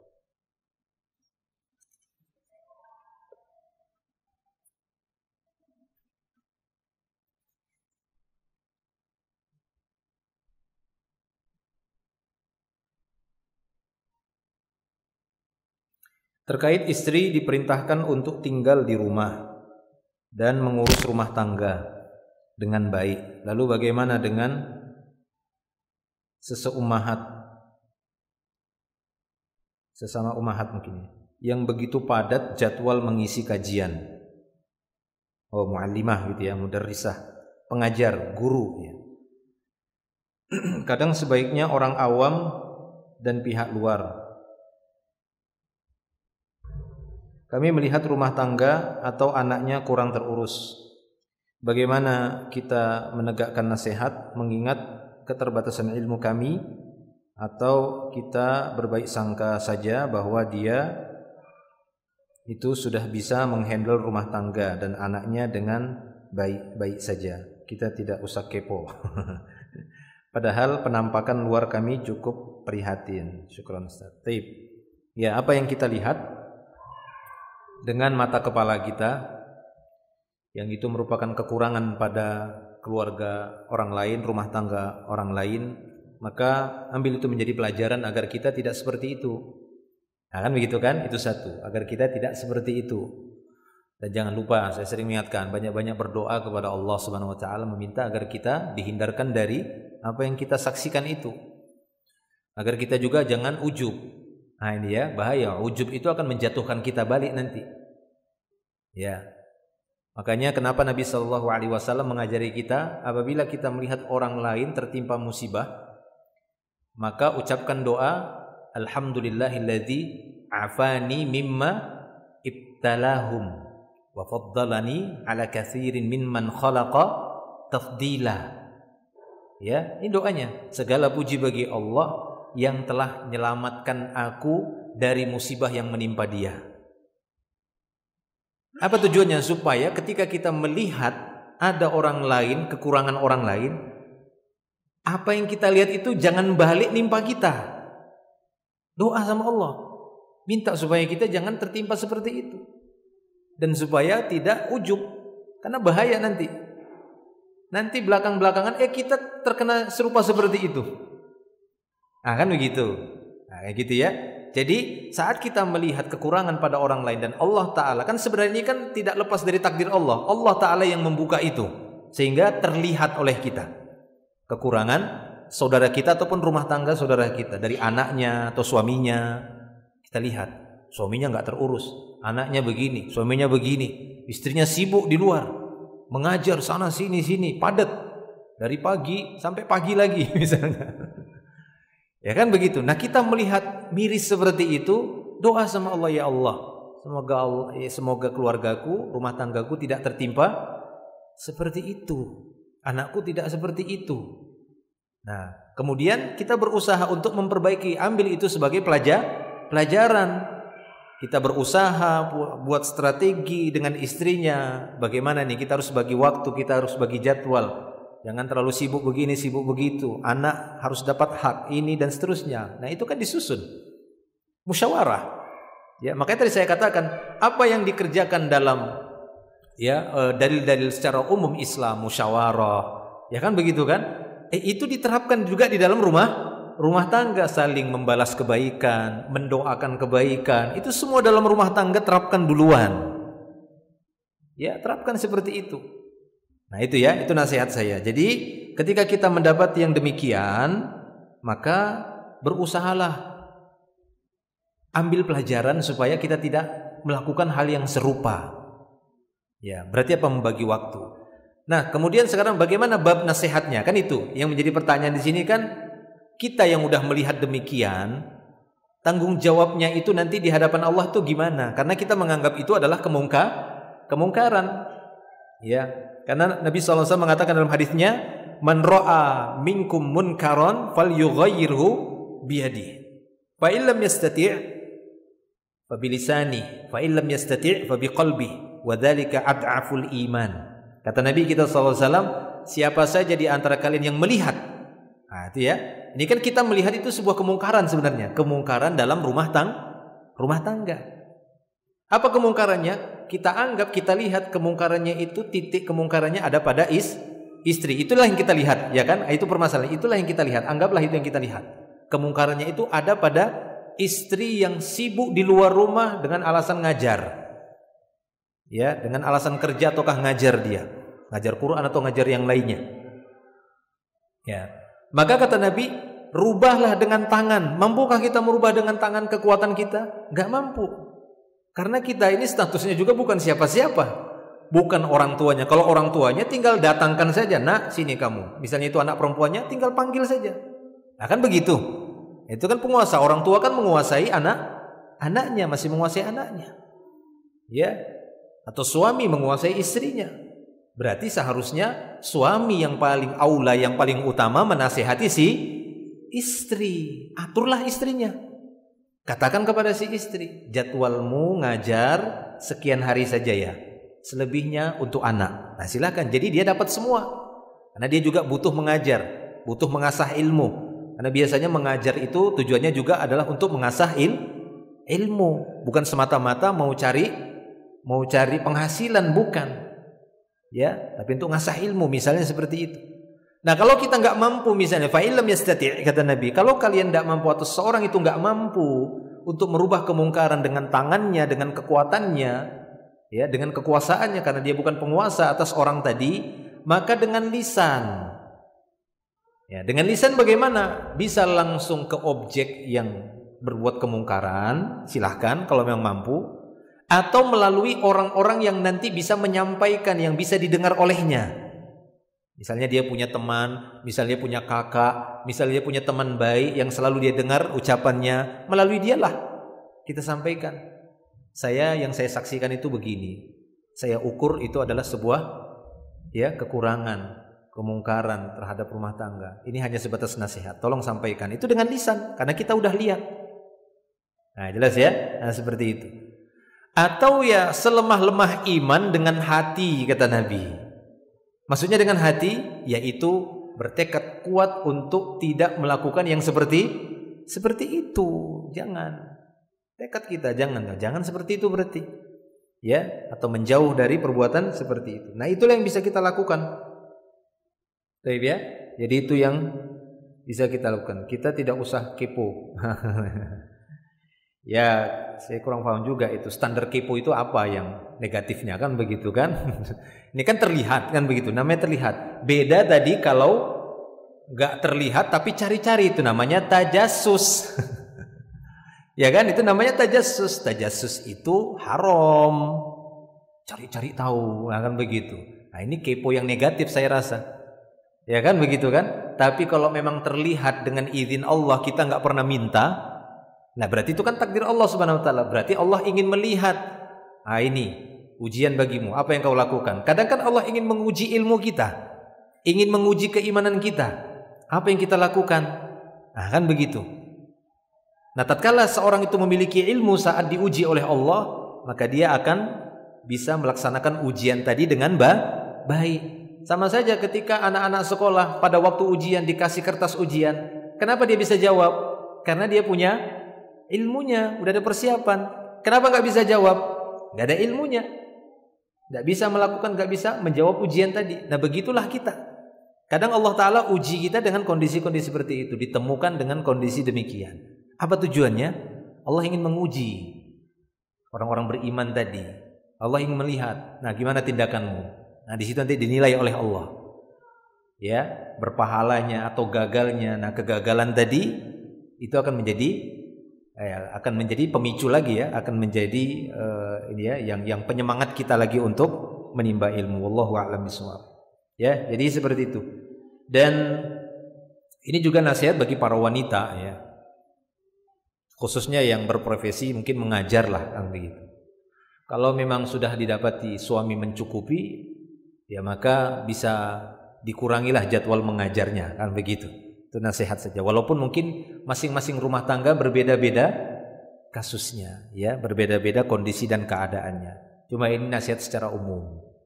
Jangan sampai dengan alasan ini, kalau memang benar ya, karena alasan ingin berdakwah, cari pahala dari mengajar, akan tetapi melalaikan kewajiban. Yang lebih wajib bagi seorang wanita yang udah punya suami adalah melayani suami. Nah, itu dia. Ini paling wajib, melayani suami, bukan melayani orang lain. Maka berbagi, tapi pembagiannya lebih banyak kepada yang lebih wajib. Nah, itu dia. Ya, lebih banyak pada yang wajib, yaitu suaminya dan anak-anaknya. Nah, itu. Apalagi sampai-sampai nanti dia banyak jam ngajar, ya, kesana sini ngajar, misalnya ngajar Quran lah contoh, atau ngajar matematika atau pelajaran umum, ngajar fisika, atau mengajar lah, dia ngajar anak-anak orang lain, sibuk satu pekan, satu harian, anaknya sendiri tidak dia ajarkan dengan bidang yang dia mahir di situ. Nah, ini kan sayang, ya kan, sayang sekali, ya.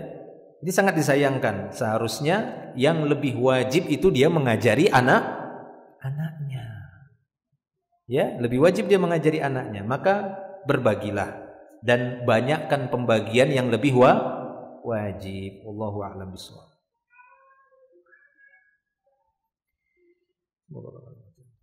Amin. Untuk kami yang sedang mendidik keponakan perempuan, bagaimana agar anak kami tidak bermudah-mudahan berbohong dan tidak amanah atas janji-janjinya? Apakah sikapnya yang suka berbohong dan tidak amanah ini akan berdampak saat dia nanti menjadi istri?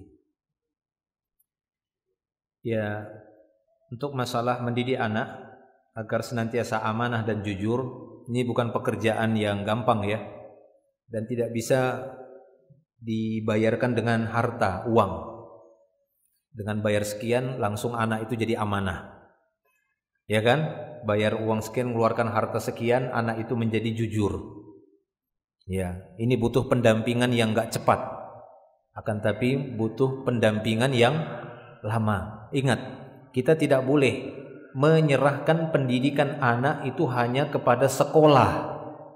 Enggak boleh. Ya.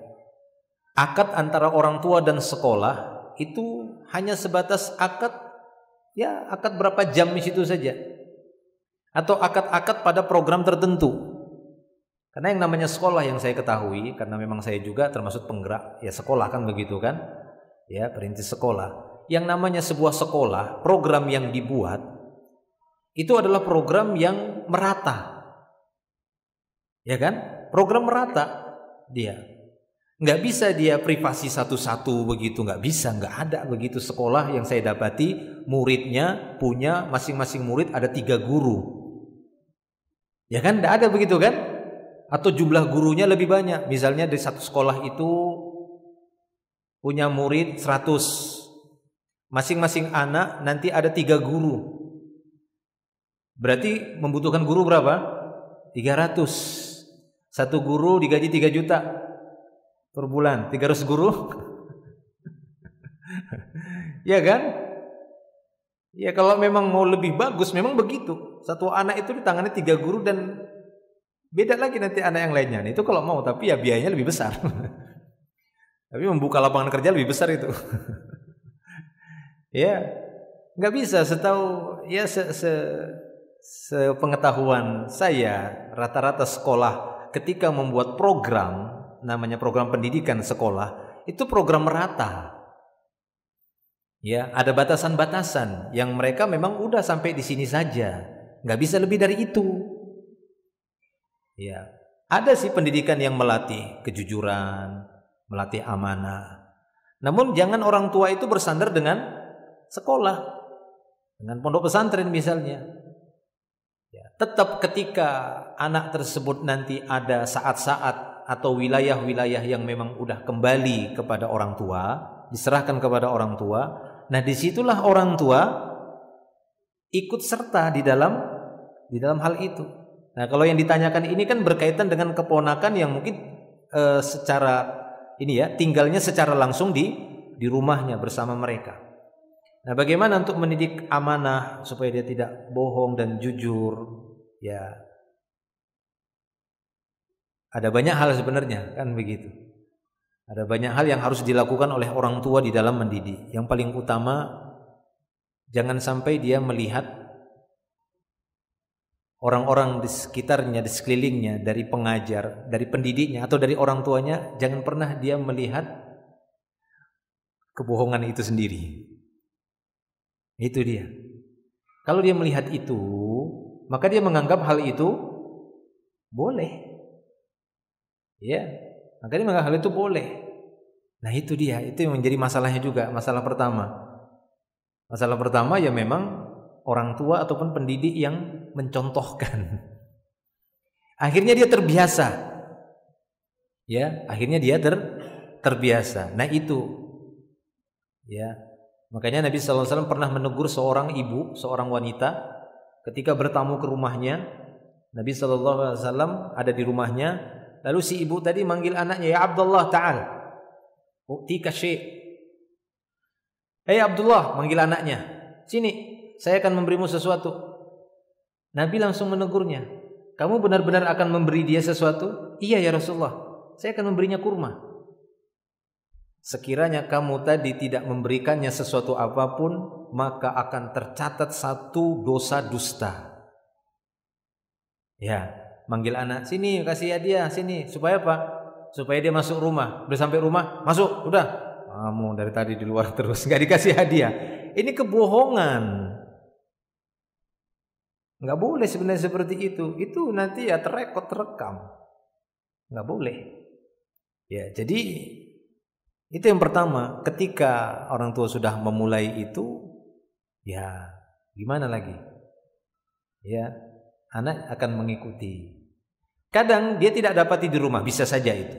Anggaplah mungkin di dalam rumah tidak ada celah-celah, contoh-contoh yang bisa mengajarkan mereka tentang kebohongan dan tidak amanah. Tapi ketika mereka bergaul di luar, nah itu repotnya. Kan tidak mungkin anak itu dikurung terus di dalam rumah. Nah ketika dia keluar bergaul dengan anak-anak yang sudah terbiasa dengan ketidakamaнаhan tadi, kebohongan tadi. Akhirnya apa? Dia bergaul dengan teman-teman tadi, dia dapati seperti itu. Nah, canda, awalnya canda-canda tapi bohong. Ya kan? Kalau kita lihat Nabi kita sallallahu alaihi wasallam, beliau kan memang melarang ya membuat orang tertawa ya tapi dusta, bercanda dusta. Atau tadi seperti itu. Untuk apa? Untuk menutup celah itu tadi, enggak terbiasa dengan dusta. Akhirnya ketika lingkungan anak sudah terbiasa dapat demikian, ya memang sulit membendungnya. Tapi jangan putus asa, didik terus, nasihati, ingatkan terus. Paling tidak ya kita sering-sering mengingatkan agar amanah di dalam ya bekerja, amanah di dalam melakukan sesuatu, tidak berdusta, tidak bohong, bersikap jujur. Ini ingatkan selalu, ingatkan diulang-ulang. Semoga dengan itu anak tadi tersadar lagi dan bisa memperbaiki dirinya. Wallahu a'lam bishawab. Tapi mungkin ini dulu ya yang bisa kita bahas pada pertemuan kali ini. Sudah mendekati waktu zuhur. Ini saja, nanti kita lanjutkan lagi pekan berikutnya ya. Insya Allah saya akan berangkat umroh hari Rabu ini. Ya, nanti insya Allah diumumkan lagi nanti untuk kajian. Mohon maaf kalau ini ya. Kadang dari sini juga minta libur gitu ya. Ada acara-acara tertentu.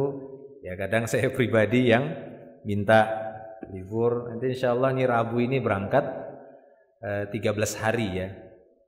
Pulang hari sampai sini Ahad tanggal 17. Insya Allah rencananya begitu. Jadi tanggal 17 Ahad mungkin pun belum ngisi juga gitu ya. Ya semoga bisa dimaklumi. Mudah-mudahan yang sedikit ini bisa menjadi manfaat ilmu yang besar untuk kita semua dan nasihat untuk kita semua ya. Demikian, dan semoga Allah mempermudah segala urusan kita dan memperbaiki kita dan keluarga kita semuanya sehingga mendapatkan keluarga yang sakinah, mawaddah, warahmah fid dunya wal akhirah insyaallah. Akhiru da'wana alhamdulillah subhanakallah bihamdik asyhadu an la ilaha illa anta astaghfiruka wa atubu ilaik. Assalamualaikum warahmatullahi wabarakatuh.